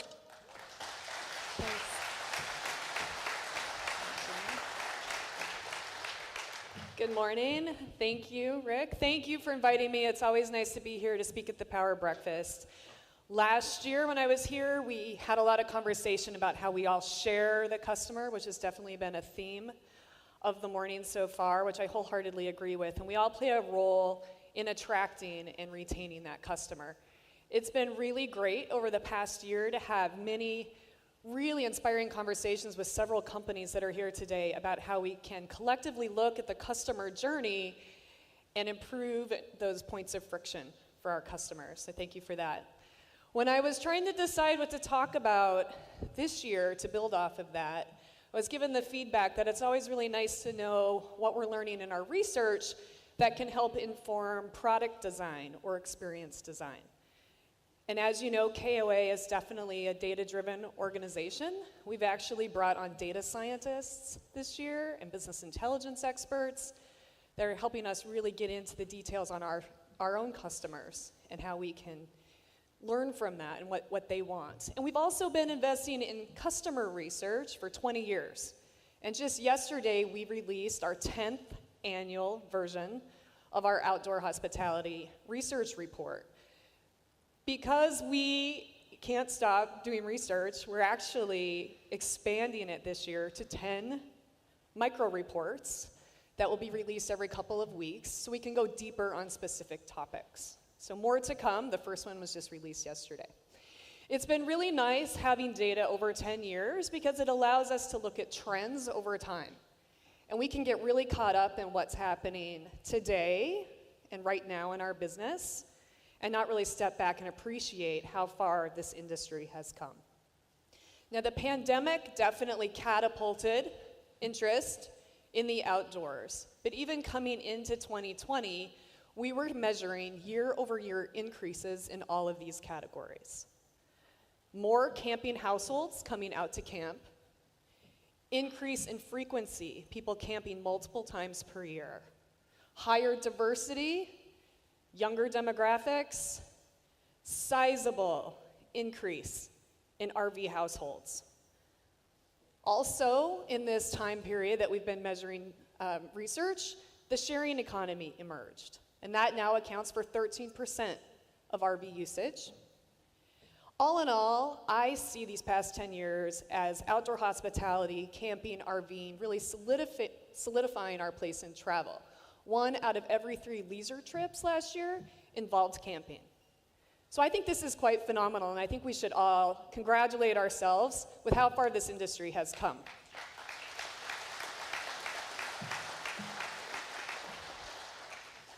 I think it's quite phenomenal. And it's good to look back, but I know you're like, okay. Since the pandemic, things have been tough, right? We're in a unique environment right now. We want to know what's happening now with the camper. So I pulled forward a few things I thought would be of interest this morning to talk about. First of which is camper engagement is increasing. I think the camper we have now is more satisfied and more engaged and more likely to continue camping than they have been over the past few years. We define at-risk campers as those who aren't sure if they're going to continue to do this activity, and that declined from 45% to 28%.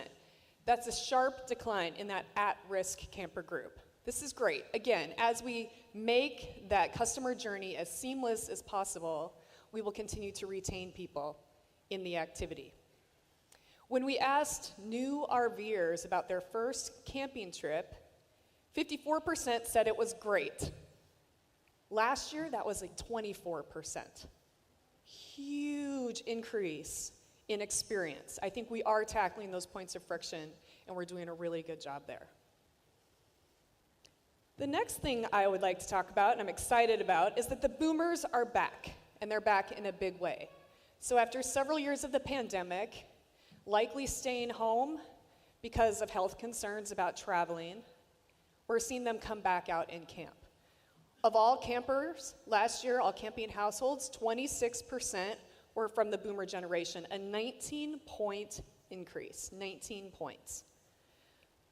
But what I also am just blown away by, and I've never seen this before, is of the new camper base, people that camped for the first time last year, 22% were boomers. We have put a lot of attention, rightly so, on the younger demographics. We were talking about that a bit this morning. They are important, it's sizable.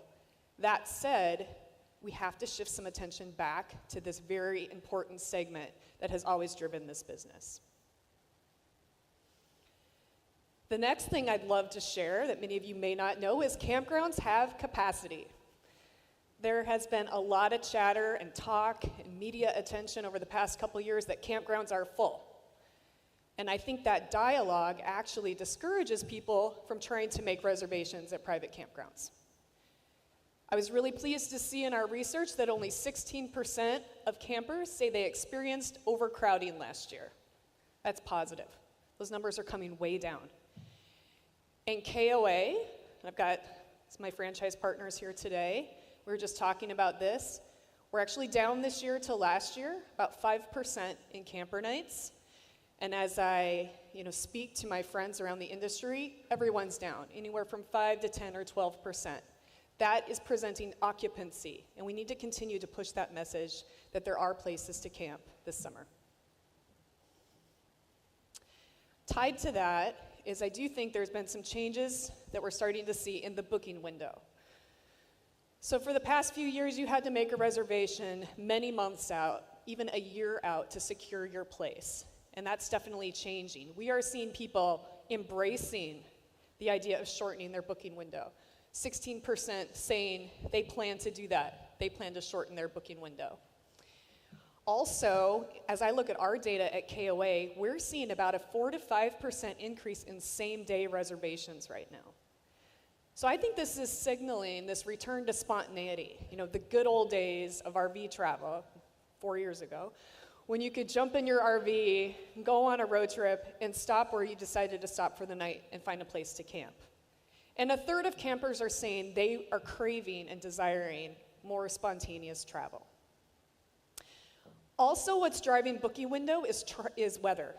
We are seeing a lot of activity, whether that be cancellations, shortening the booking window, shifting to shoulder season, or just changing their travel plans altogether because of weather. Not just rain, but an increase in natural disasters and extreme heat. For the first time, we're really seeing pop up as a reason people are changing their travel patterns. As a result of that, we've actually seen a lot of campers shifting to the shoulder seasons, and there's been a 21% increase in fall and spring camping over these past couple of years. So that's my little snapshot on what's happening today. And I'm hoping I'm answering some of your questions about what's going on with the camper right now. But I think you're asking the wrong question. And that's what I want to shift to for the remainder of my time this morning, because I think the real question is, where are things headed? Because if I'm here to talk about consumer insights that's going to drive product and experience design, your development cycles take a lot of time, right? Who's a marketer? I know there's a couple marketers. Marketer. There's a few. I'm a marketer. Yeah, good, waving those hands. We can use this stuff right now. We can get really targeted in our digital marketing. We can talk to people specifically, use imagery and messaging to address these things we're seeing on the screen right now. But in order to change how product is designed or how we change our experience at the campground level or in our dealerships, it takes more time. And the best way to do that I have found, is to look at what's happening in the research and find those little sparks of change. Those little interesting things in the data that start to come together to indicate trends or maybe just some insight about what's coming next. And so I've pulled together a few of those things today I wanted to touch briefly on. First of all, I want to talk about convenience. There is a lot of things in the data, and even just in consumer behavior in general, that drive towards convenience. And that makes a ton of sense, because we're a very convenience-driven culture. Couple things I'll highlight. Road trips. So for the first time, road trips are outpacing camping. There's actually a 7-point delta between road trips and camping last year. 2/3 of those who take road trips and don't camp say it's just more convenient for them to stay in the hotel than pack up all their equipment and book a campsite and go camping on their road trip. So we have to think about how can we better deliver upon convenience for those people who are traveling. The next thing I wanted to talk about with convenience is this service of RV delivery to site. So this is becoming really popular in peer-to-peer networks. Someone has an RV, they take it to a campsite, set it up, get it all ready to go, and all the customer has to do is show up and stay in that RV. Like I said, super popular in peer-to-peer networks like Outdoorsy and RV Share right now. And it's a great way to introduce RVing to people who have never done it before. But consider this, 45% of existing RVers, already RV, say they are highly interested in this sort of service. So even our core RV base is interested in more convenience around this activity.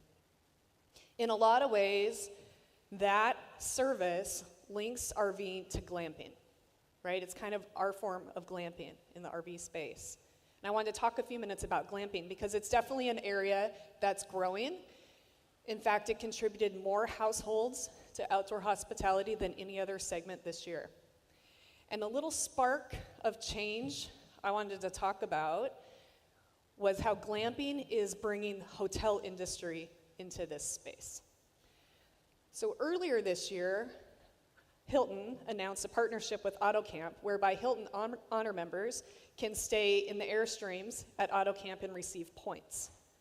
So it's a nice way this is starting to merge. We're also seeing a new hotel segment we call adventure hotels that are targeted specifically towards people who recreate outdoors, people who are kayaking, people who are mountain biking. So if you've heard of lodge camps, field station, this is this new adventure hotel segment that's targeting people who traditionally would stay at campgrounds. And even many campgrounds, including us, Some of our properties have hotels adjacent to the campground, and I'm starting to work on how we blend the experience. How do we blend the campground and the hotel experience? We're introducing those hotel guests to a campground environment and creating new funnels of customers. So we'll shift gears a little bit from hotel, luxury, convenience, and glamping to off-grid. A quarter of all camping occurs on private land other than private campgrounds, and you can access those more and more through companies like Harvest Hosts and Hip Camp, continuing to grow in popularity. There was a doubling of interest in backcountry camping. 58% of campers are interested in backcountry camping now. So we're seeing that rise again. People want to be off-grid. They want to be backcountry. And overlanding is extremely popular. So traveling over long distances, exploring remote areas over time. Something like 70% of campers wanted to try overlanding. So this is a new experience people are seeking. So how do we better design product and experience to tap into this off-grid adventure? Overlanding, I'm linking to this bucket I'm calling non-traditional camping. All sorts of things happening here. One of which is car camping. This is literally sleeping in your car. You might be parked at a campsite, but you're sleeping in your car. 17% of camping households identify as car campers. I'm really fascinated by this. This is not a group to dismiss, because a third of car campers are interested in buying RVs. And I tried to dig into this a little bit. One of the driving reasons people are sleeping in their car is safety. So they're probably tent campers that are feeling more secure in their car. So that's a great target for us to reach, to talk about staying securely in an RV. Street camping. Street camping used to be very scant in our data. It never really caught my attention. But 7% of camping this year happened on streets. 45% of RVers say they do sometimes stay just on a street. This is sometimes for expense-saving reasons, but oftentimes related to convenience, which we talked about this morning. And then the whole other spectrum is no car camping. This is people coming to campsites using public transportation or other forms of transportation to get to the campground. You know, half of this is coming from urban areas, but it's an increasing area that I'm keeping an eye on. How can we better target and create access for people in urban areas to come camping? It's a real rich area of opportunity. And finally, winter camping. 30% of people say they winter camped. This is not taking your RV to Florida and camping in the winter months, which a lot of people here do. This is literally camping in freezing temperatures and when it's snowing. This is growing. 2/3 of campers say they are interested in winter camping vacations. So how do we design product and experience to address those type of temperature changes?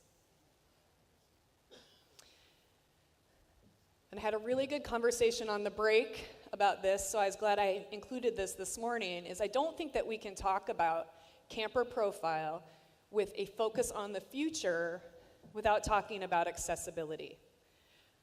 Over 40% of camping households say a member of their household has a physical challenge.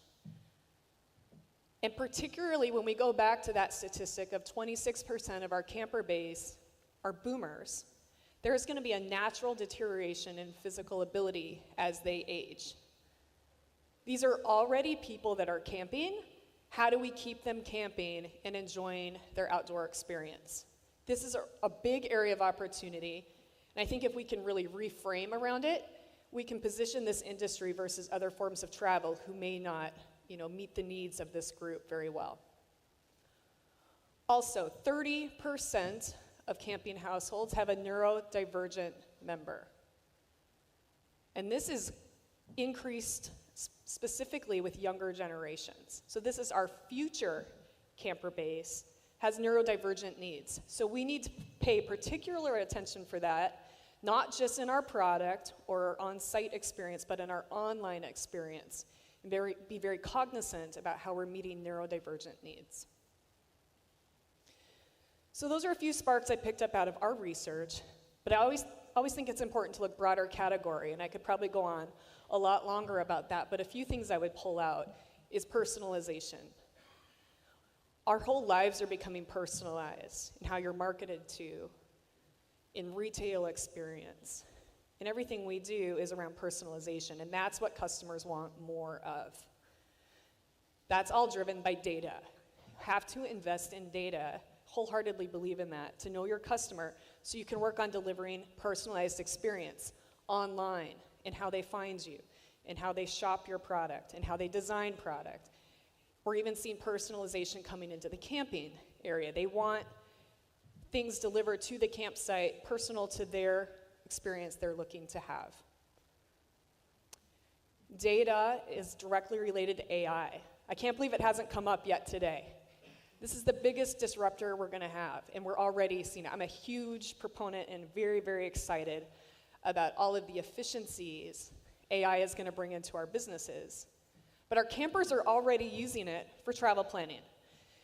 50% of campers say they're using AI tools to plan their travel. And there's been some great new products released. Road Trippers just released an AI-generated tool, which is great. Campers are also using AI for customer service. We have an AI chatbot on our website, and it's really interesting to see the things that people are asking it. And it's indexed against our content and how we can deliver better customer service. But AI is evolving so rapidly that it's moving towards more real-time interventions. So there's pins being developed that people will wear. It's going to be integrated in wearable technologies. So in the moment, you can access AI to help you. This is a great way that technology will provide a utility in the camping experience to, again, ease those points of friction. Think about how AI might integrate into an RV. You know, tell people real-time traffic updates, help with problems, help park the RV. There's all sorts of things we can explore and leverage, and it's coming at us very quickly.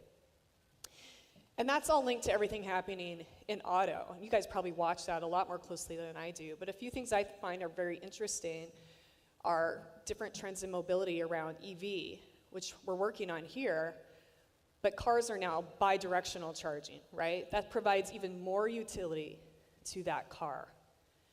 And autonomous driven vehicles, you can go to many cities now across the country and get in an autonomously driven taxi.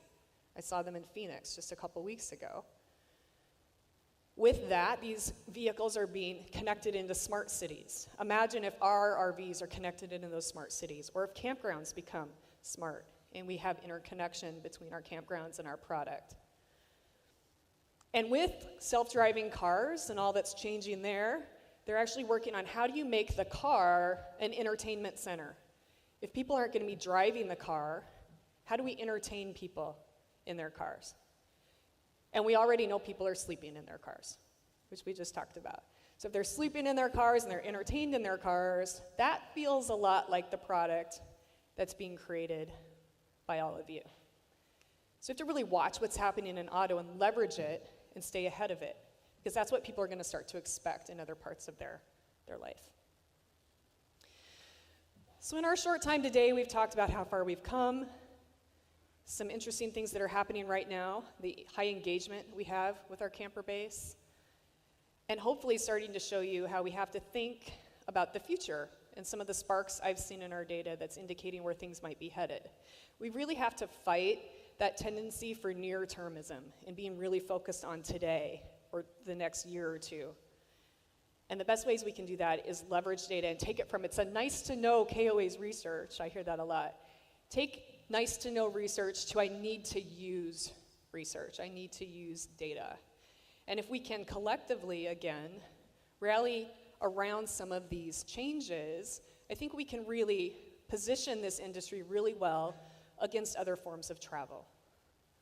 Because we're not competing against ourselves. Sure, there is some friendly competition, but really, collectively, we're competing for people's time and how they spend their leisure dollars.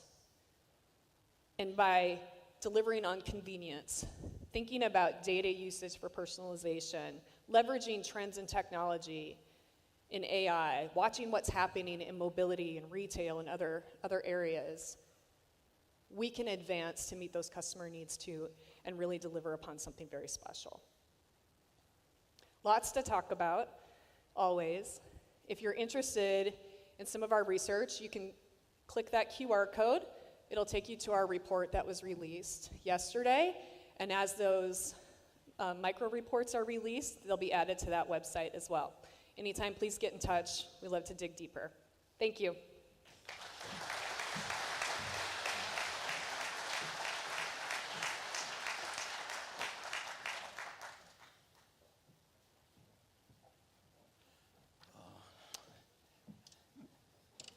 Thank you very much, Toby. Absolutely fascinating and valuable information, always. Before we call up our final speaker for this year's 2024 Power Breakfast, we have a special video message from Daryl Sear. Daryl, of course, has been the president of the RVMH Hall of Fame for the last 12 years.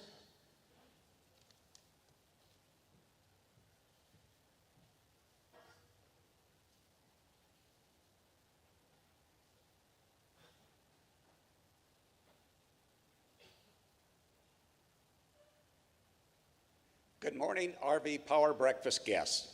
This is a room full of our industry's brightest stars. I remember one such star 2 years ago at the sold-out breakfast in Ingram Hall, making the comment on stage that we will soon need a bigger space. Well, the room we're in today is more than double the size. My name is Daryl Sear. I've been the voluntary president for the RVMH Hall of Fame for over 12 years. During that time, I'm proud to say that every goal we set has been accomplished, fitting our corporate goal to always exceed customer expectations. In 2016, we developed our vision of the future, and after several successful campaigns, the hall became debt-free in March of 2019. Immediately after, thanks to Thor Industries, we developed the 27 Eastern acres, adding over 1 million square feet of parking and a year-round pavilion. In 2020, we built and paid for the 21,000 square foot manufactured housing museum. And finally, we built and paid for phase 1 of this 36,000 square foot convention center we are sitting in today. My final dream before the end of 2024 is to see the second phase of this convention hall come to fruition. This requires a $2 million fundraising campaign that will establish this facility as a turnkey operation, providing state-of-the-art audio, video, and event resources, adding convenience and lower costs for our customers. At this point, we will be fully equipped to serve a regional audience. A study done by Johnson Consulting Group out of Chicago estimated that upon completion of phase 2, over $30 million per year will be brought into the ELKHART economy from outside sources. The event center will always be a strong resource for the community, and the hall itself will have a healthy endowment and structure going forward as the crown jewel of both industries. There are many of you in this room who can financially assist with this campaign. If you are interested or need more information, please contact me at your convenience. Thank you.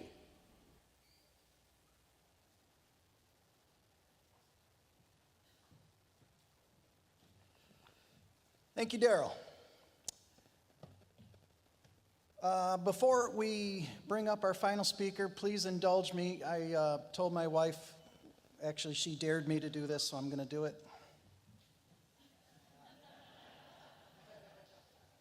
Thank you. To introduce our final speaker, economist Bernie Baumel, I'd like to ask Bob Parrish of Wells Fargo to come to the stage, and as Bob makes his way to the podium, we want to thank Wells Fargo for, again, sponsoring our economist presentation. Also, one final reminder, about 15 minutes after Bernie's presentation, he will be available right here for a more intimate Q&A session. Bob?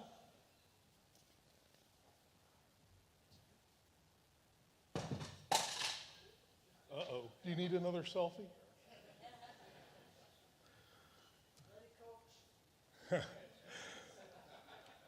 Good morning. Our next speaker is Chief Global Economist at the Economic Outlook Group of Princeton, New Jersey.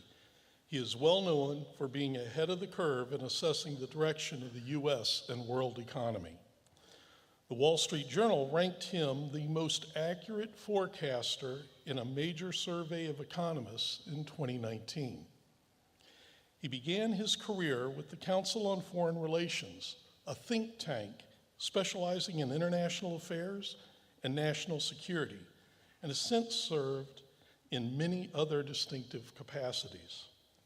He is a member of Wall Street Journal's Economic Forecast Panel, and his projections on the economy and geopolitical outlook are frequently cited in the news media. He holds an MA in International Affairs and Economics from Columbia University. Please welcome Bernie Baumel. Appreciate it. Okay. Thank you, Bob. Thank you for that very generous introduction. It's greatly appreciated. All right, well, good morning, everyone.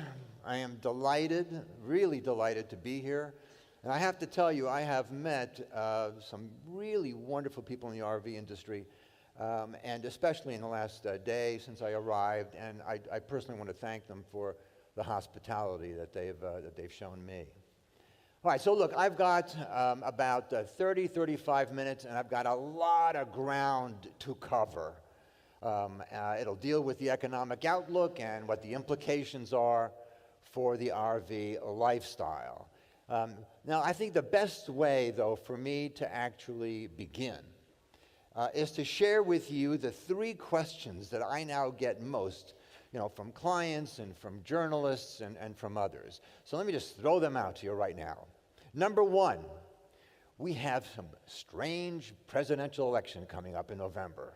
What does that mean for the economy? Question number two, when will the Federal Reserve begin to cut interest rates? All right, they're pretty high. Some people are hurting. Can we see some cuts this year, or will the Federal Reserve delay it until after the elections or perhaps 2025?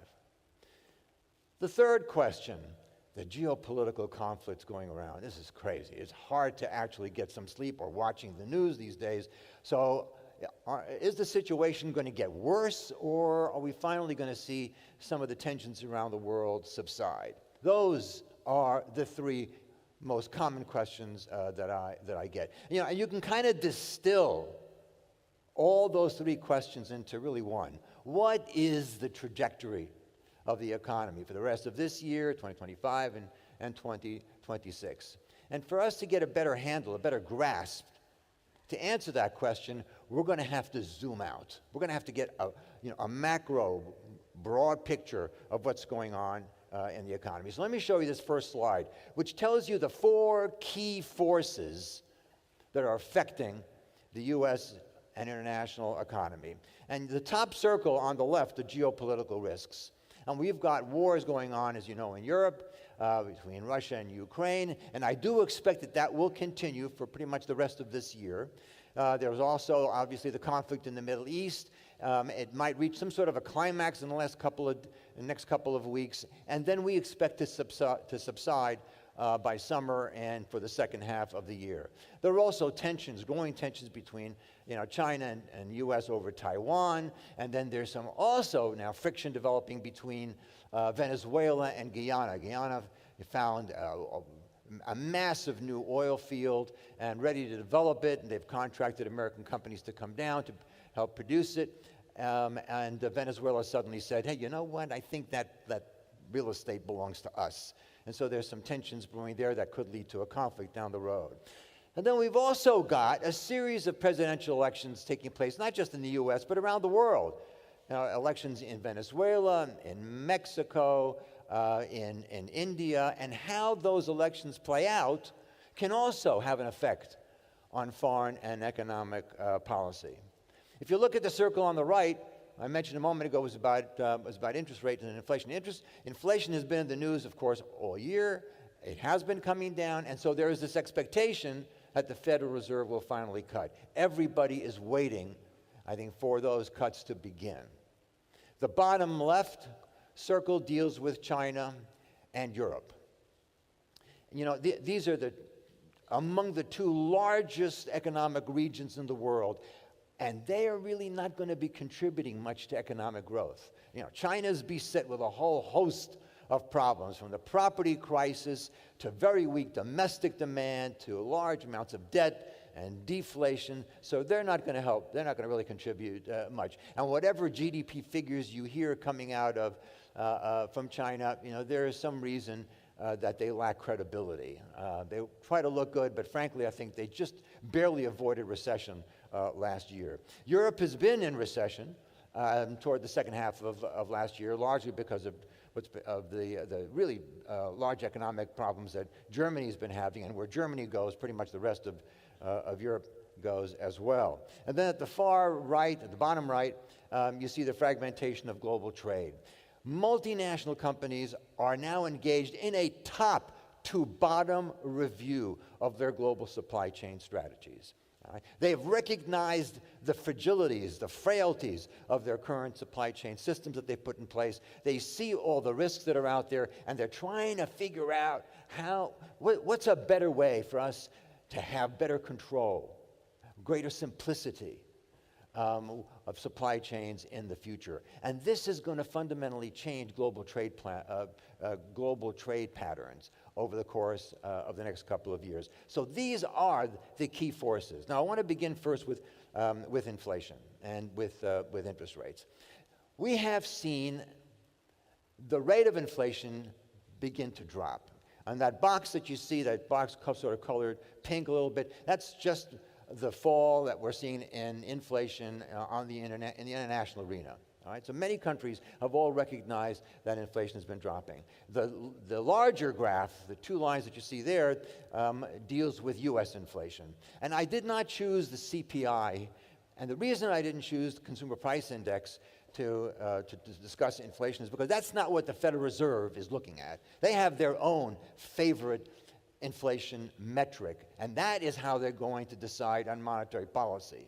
Now, the name of that metric, and please forgive me, I'm going to say it, and then you don't need to remember it, but it's called the Personal Consumption Expenditure Price Index. And it's considered a more dynamic, a better measure of where inflation is going. And that, too, as you see, it has been dropping. And I expect that it will continue to fall for several reasons. First of all, wages are not growing as rapidly as they did a year ago, in large part because of immigration coming in, and also because we have seen a sort of a cooling, a slight cooling, a slowdown in the pace of hiring in the U.S.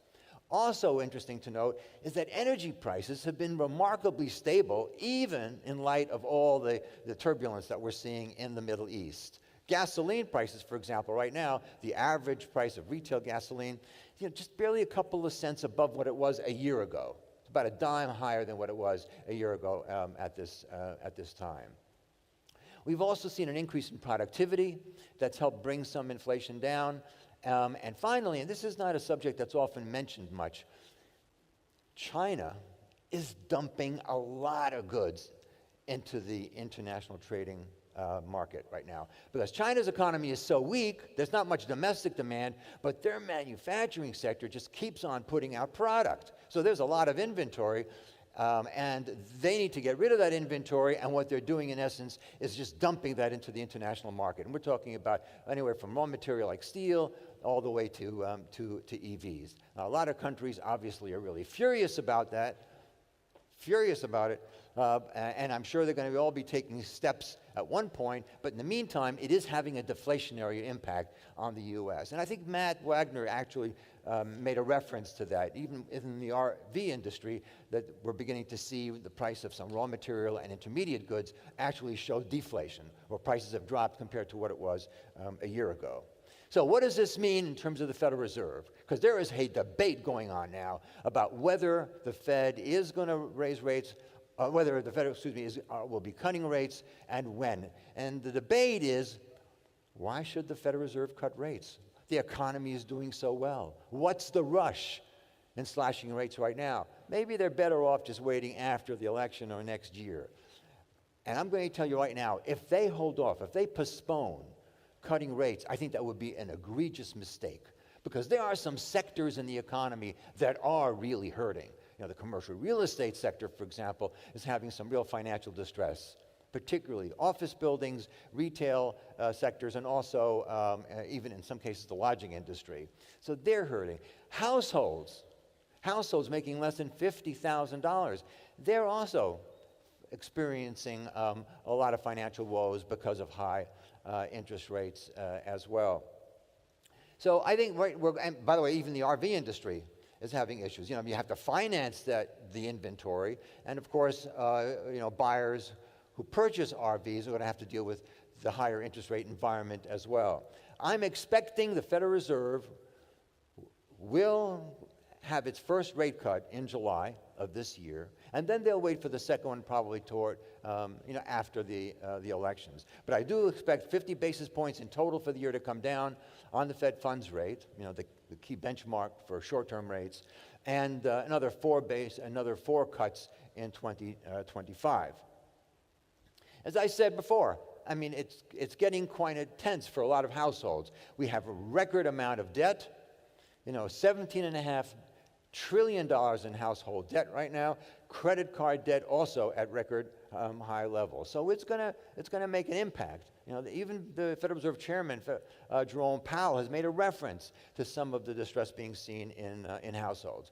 But here is something that's really interesting. In spite of all that debt, the chart shows that most households are actually able to service that debt without any stress. Now you see, by the way, on the top right, you see Fred on the top right corner. Fred is not some uncle that I have that produced these graphs. Right? Fred is an acronym for the Federal Reserve Economic Database. So what you see, this is what they see. This is a reflection of what's really going on in the economy right now. And you can see here from this that household debt service, this is on credit cards, on auto loans, and on mortgages. For each dollar that you take home, less than a dime right now is spent on that debt. And you may wonder, how is that possible? And here's the reason why. Right? 70% of household debt are mortgages. And a lot of people actually refinanced their mortgage when mortgage rates had dropped a year or two ago down to around 3%, in some cases even below 3%. Some households, by the way, are usually willing to pay off their entire balance on their credit card. So there is no outstanding amount in the following months that's being carried over. So there are a lot of reasons why it turns out that the debt burden is really quite low by historical standards, even now. Now, this is one of the reasons why we see that consumer confidence levels, consumer sentiment, is still quite high. Now, these are some very recent numbers. People are still optimistic about their finances, about the outlook for the economy. Right now, they can tell pollsters that they feel good about the economy, but what are they really doing with their money? Because that's the real indicator as to just how consumers feel. And here you can see at the bottom, personal spending also is quite high. It's bounced back nicely for February and in March. We haven't yet gotten the April figures for personal spending. That'll come in at the end of this month.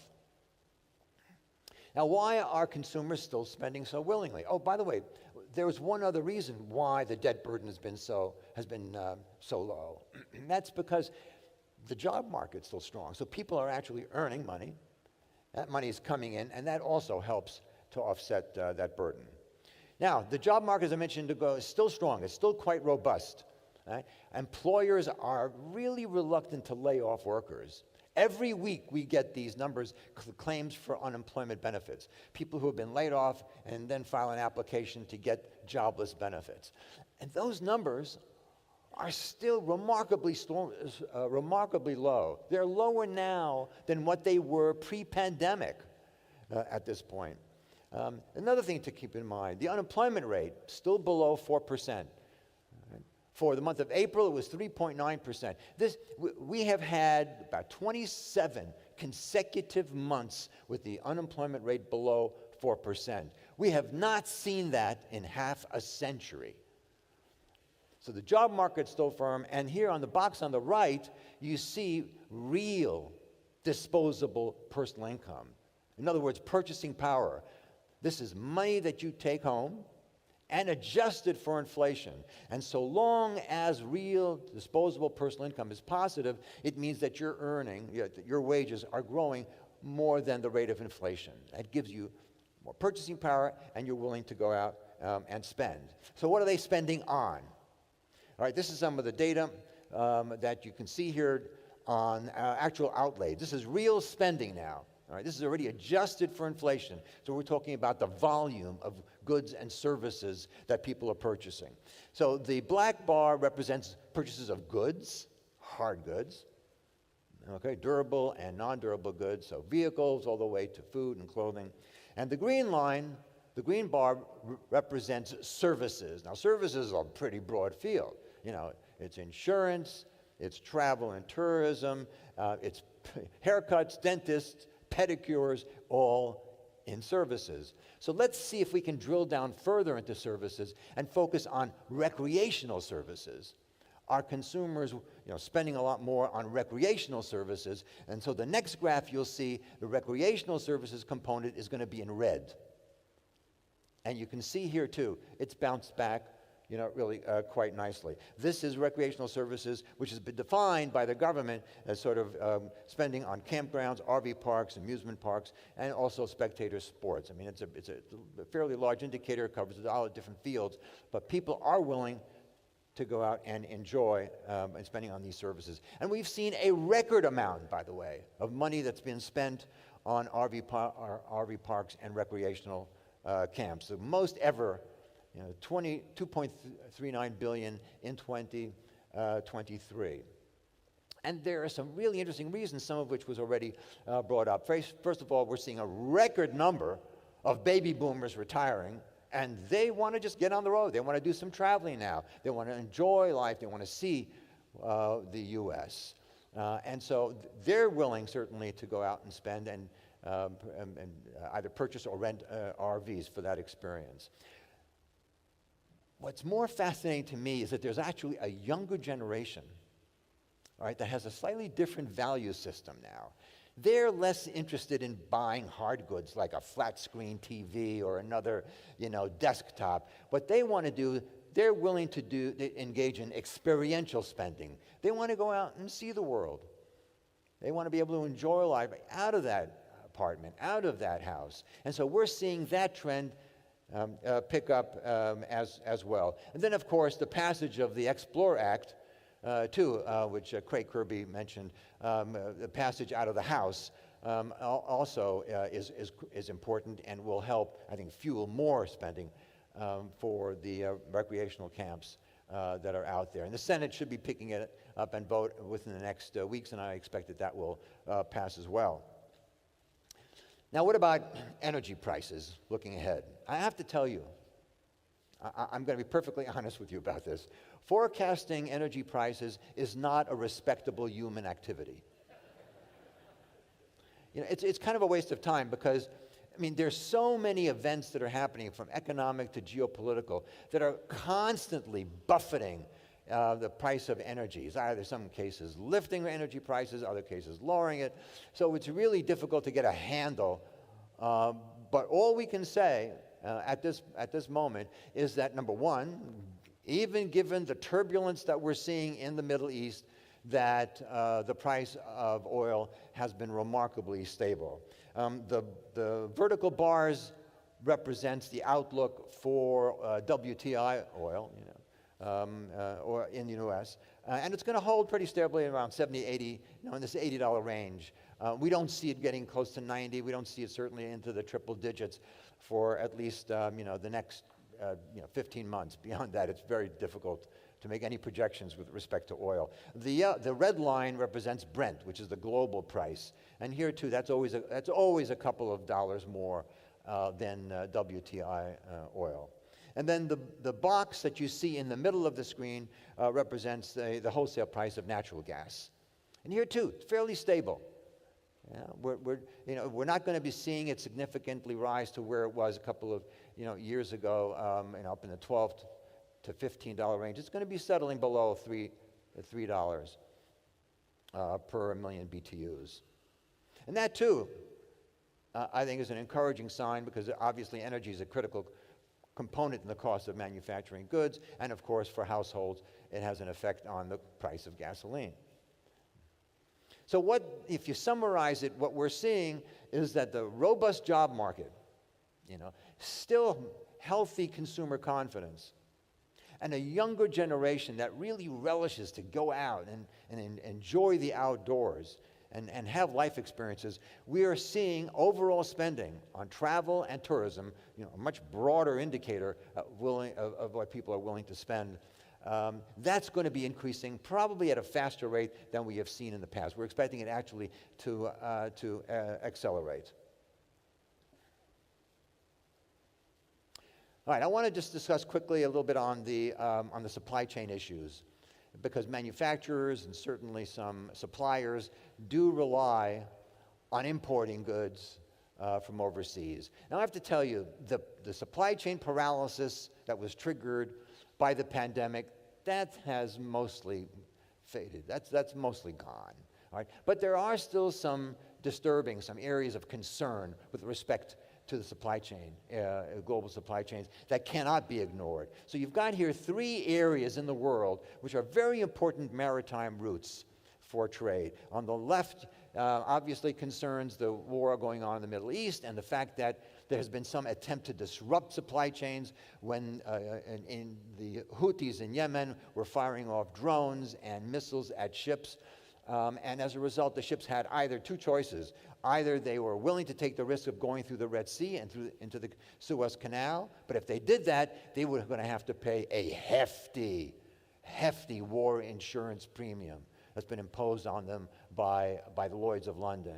Or they can just go around the coast of Africa. It's an additional 3,500 miles. Right? It adds a couple of extra days. So at worst, it'll delay the availability of some of these goods. And yeah, it raises the price a little bit of those container ships, but not that much. At the price of a 40-foot container ship now, about $3,500 for these sorts of trips. That is nowhere near what it was during the supply chain paralysis days, when it was up around $20,000.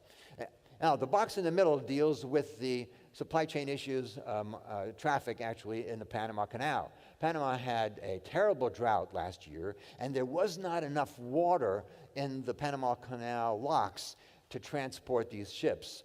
So it remains to be seen whether the weather will improve this spring and into the summer, and whether they get more rain. But what's happened is they had to cut back dramatically on the number of tanker ships and cargo ships that would pass through the Panama Canal. As a result, there have been more and more ships waiting for their turn.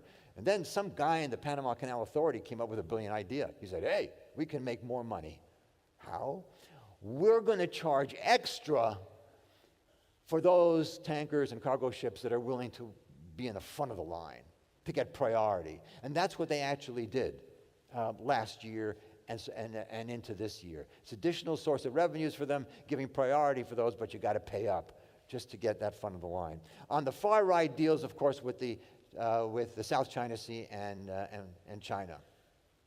China has certainly intimidated, a lot of shipping, particularly by the Philippines and Vietnam, that was trying to take advantage of just fish and get some of the economic resources that are in the South China Sea. Yet China has decided that the entire area of the South China Sea, or almost all of it, is now part of their sovereign control. And they have this 9-dash line that they that they had listed for years, and then just last September, they said, you know what?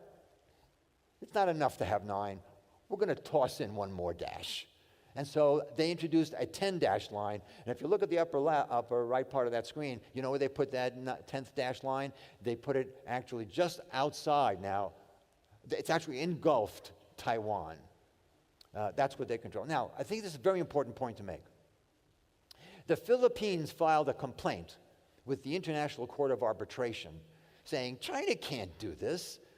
What legal basis do they have to simply claim sovereign control over this massive body of water? And the Court of Arbitration at The Hague listened to the arguments, looked at the historical data, and they concluded that no, they have no legal right. They have no legal right to the South China Sea. And by the way, their decision has legal standing, international legal standing, and yet China has decided to completely ignore that decision. And so, as a result, the geopolitical tensions will continue, and I expect it'll rise, but I do not foresee, and I think we all hope this will not happen, of a direct military confrontation in the South China Sea between the U.S. And China. But the tensions are still there, particularly on the supply side. So as I mentioned earlier, a lot of companies are reassessing, reevaluating their supply chain strategies. They are just tired of all the tensions. They don't see really a significant decline in geopolitical tensions down over the course of the next couple of years. They probably anticipate more supply chain issues. So they're asking again, how can we fundamentally change this so that our supply chains can be more simple, more dependable, and have better control? Some of them may decide to look at other Asian countries as they move their plants and their facilities outside of China. But there really aren't very many options, because most of the other Asian countries, except maybe India, but most of the other Asian countries, Sri Lanka, Indonesia, Thailand, they just don't have the infrastructure or the labor or the skills that China has had. So now the issue that many of them are having is, look, let's be realistic. Maybe we should begin to move away from those adversarial countries and try to set up our plants and our facilities in more friendlier venues. And they've done it, and they've been actually induced into doing so, particularly in North America, in Mexico, the United States, and Canada. Mexico has benefited greatly, in particular, with having all that foreign capital come in. But the U.S., and here's what's really so cool, I mean, it's really cool. The U.S. is now seeing a rebirth, a renaissance, a reascendancy of manufacturing here in this country for really two main reasons. First, there's all this new technology that's being available, artificial intelligence, 3D printing, robotics, cloud computing. And the other factor is that the U.S. government is going all out to provide incentives, to provide subsidies to get companies to domicile their plants back in the U.S. So the combination of all this technology and the incentives by the U.S. government has actually begun to change the economic equation for producing goods in the U.S. and at a competitive price. This is the renaissance that we're seeing in manufacturing, and here is a case in point. This is construction of manufacturing plants in the U.S., and it has skyrocketed with the passage of the CHIPS and the Inflation Reduction Act and the Infrastructure Investment and Jobs Act, just taken off like a rocket. Last year, this is a stunning number. Last year, the amount of money that was spent on expanding manufacturing facilities averaged each month more than $16 billion. So this industry, manufacturing, is really going to be growing here, and obviously it's going to cause some competition as they all try to compete for skilled labor. And we can see the reflection also on the employment side as well. Employment right now in manufacturing is greater than what it was prior to the pandemic. And I just put on the graph on the bottom the employment in manufacturing here in the ELKHART-Goshen region for Motor Vehicle Bureau and the trailer manufacturing. And yeah, it did slip, but I have no doubt that as the economy continues to improve, there'll be a greater demand for RVs, and I think the employment will kind of pick up again. So what is the outlook that we have for the U.S. economy?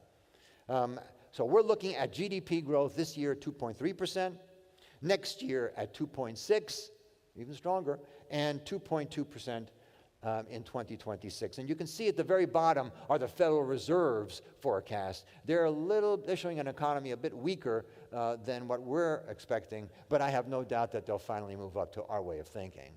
over the course of the next couple of weeks. Now, we did make some assumptions. Some of you may not be able to read them. I'll just quickly make a reference to them. So the Middle East conflict does not expand into a much broader regional war. It'll be limited to between Israel and Hamas in Gaza. But again, as I said earlier, it should be coming to a climax very soon, and we should see some of that activity, military activity, begin to subside in the second half of this year. Russia's war in Ukraine will likely continue for the rest of this year. We do not expect to see any major military confrontation between the U.S. and China.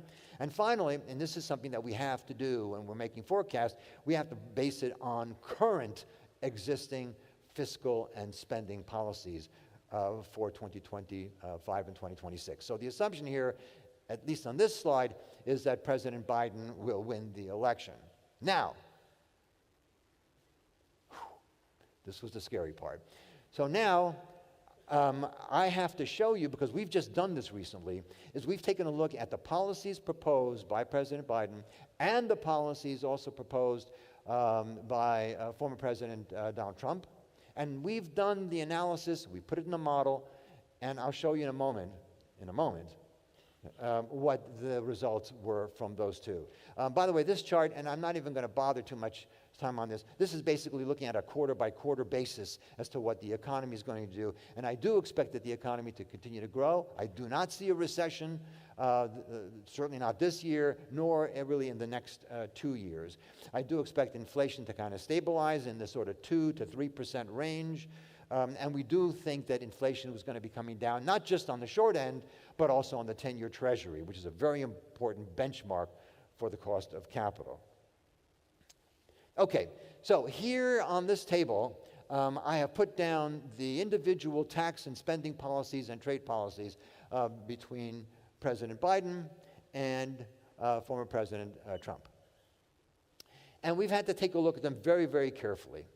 And there's never enough time to kind of cover all this in detail. But it does appear, and this is just from our conclusion, which has been actually confirmed by a number of very conservative organizations, that the national debt will likely increase by a lot more under the policies that come under President Trump. Because under President Biden, he's actually allowing to continue, first of all, the tax cuts that have been passed on the personal side, which, by the way, expires at the end of 2025, no longer exists on 2026.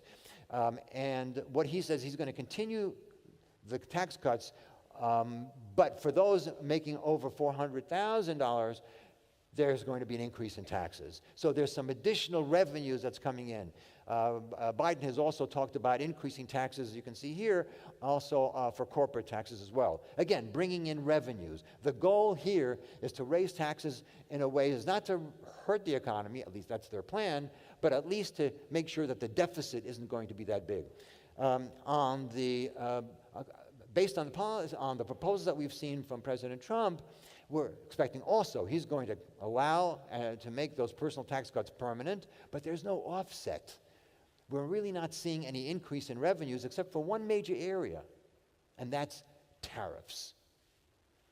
So President Trump has issued, his plan was that when he finally gets into the White House, if he wins, he's going to, first of all, put in a 10% universal tariff on all goods importing into the United States. And by the way, that 10% tariff even includes goods coming in from Canada and from Mexico.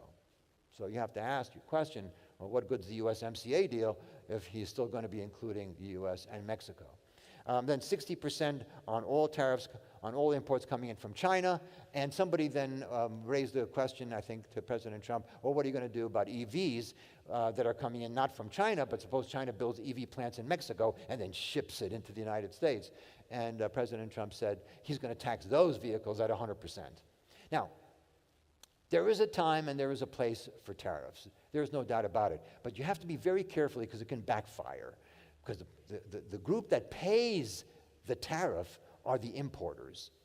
The importers are the ones that pays the U.S. government. And then the importers have to decide whether they pass on those extra costs, to their customers. If they do, this could lead to higher inflation. Then there's another reaction we may see. countries are not just going to sit still and allow these tariffs. There could be retaliatory action on the part of those countries. And they're going to say, oh yeah? Well, if you're going to raise tariffs, those other countries are going to raise tariffs on U.S. goods coming in. And this creates a problem for U.S. exporters. So there are a lot of issues to take into consideration when you suddenly have this blanket increase in tariffs. So when we put together the model for the differences, what we're seeing is that the Biden administration, you can see averaging growth around 2 to 2.5% for the next 3 years, and we're seeing slightly less growth under the President Trump's policies. And again, these forecasts have been actually kind of verified by the Tax Foundation, a very conservative group, the National Tax Policy Center, the Committee for Responsible Budget. All of them are genuinely concerned about the lack of revenue that's being created by the Trump Committee, and by the fact that they're really concerned about the tariffs that have been proposed. Okay, I'm going to wind up with this slide, which is basically, what do we do about this as a business? What steps, what precautions, what recommendations do I have for companies? Because clearly there's a paradigm shift in how the world now works. The focus, broadly speaking, that I'm saying is important for companies to make sure that they can operate, they have a nimble operation, that they're agile, that they're flexible, and that they're adaptive to all sorts of environments. So how do you do that? So here are 5 recommendations that I'm making. Number 1, invest in technology that goes directly to improving the productivity of your workforce. This is really important. You can't lose if you do something like that. That increases your overall productivity, it increases your operating efficiencies, and it improves, obviously, your margins. You can't lose by investing and making sure to improve the productivity of your workforce. Second, conduct stress of power failure, an extraordinary power failure, system-wide. Can you function? What if there are supply chain stoppages? What if you no longer have access to your bank credit lines? And what if there's a new pandemic? This is really important. Now, some companies will say, well, wait a minute, if there's a power failure, familiar with, all right? And they can function. If there's a massive power failure, the electrical grid is shut down, this company, zero capable vulnerabilities. They won't necessarily take advantage of it by, trying to extort the company. What they will do is they will sell that information. They will show you how to get into that backdoor entry, selling it into a dark shadow market and get the highest bid. That's often how it works now in that sector, that industry. All right, also reduce your geopolitical exposure, particularly to hotspots. Look at the cost of benefits of relocating to friendlier venues and diversify those supply chains and other sources.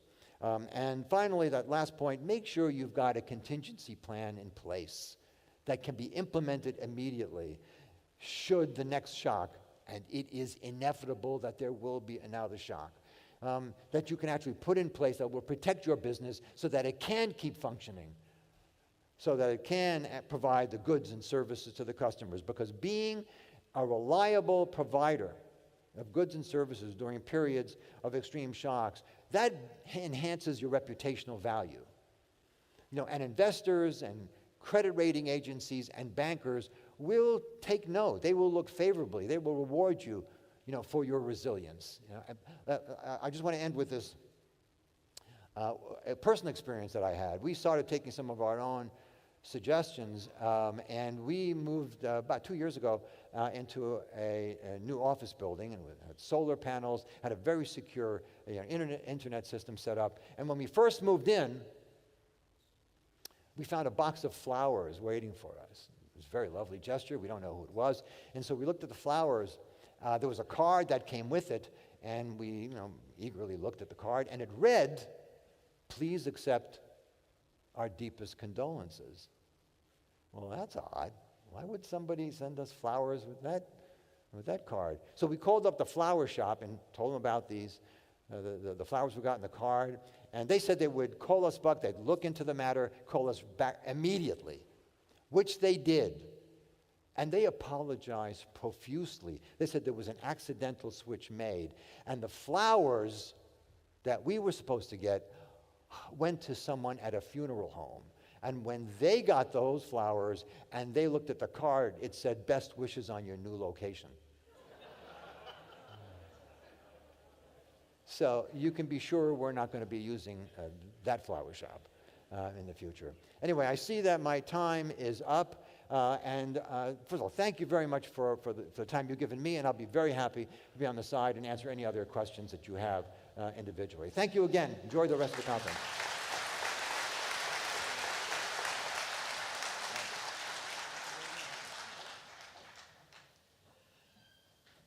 Thank you, Bernie.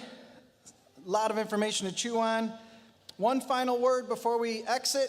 Please, please, please, please exercise patience in making your way out of here. We have 1,350 people here today, and not everyone can be the first one out of the parking lot. That concludes the 2024 RV Industry Power Breakfast. Thank you all for coming. Thank you to our sponsors, and let's be careful out there.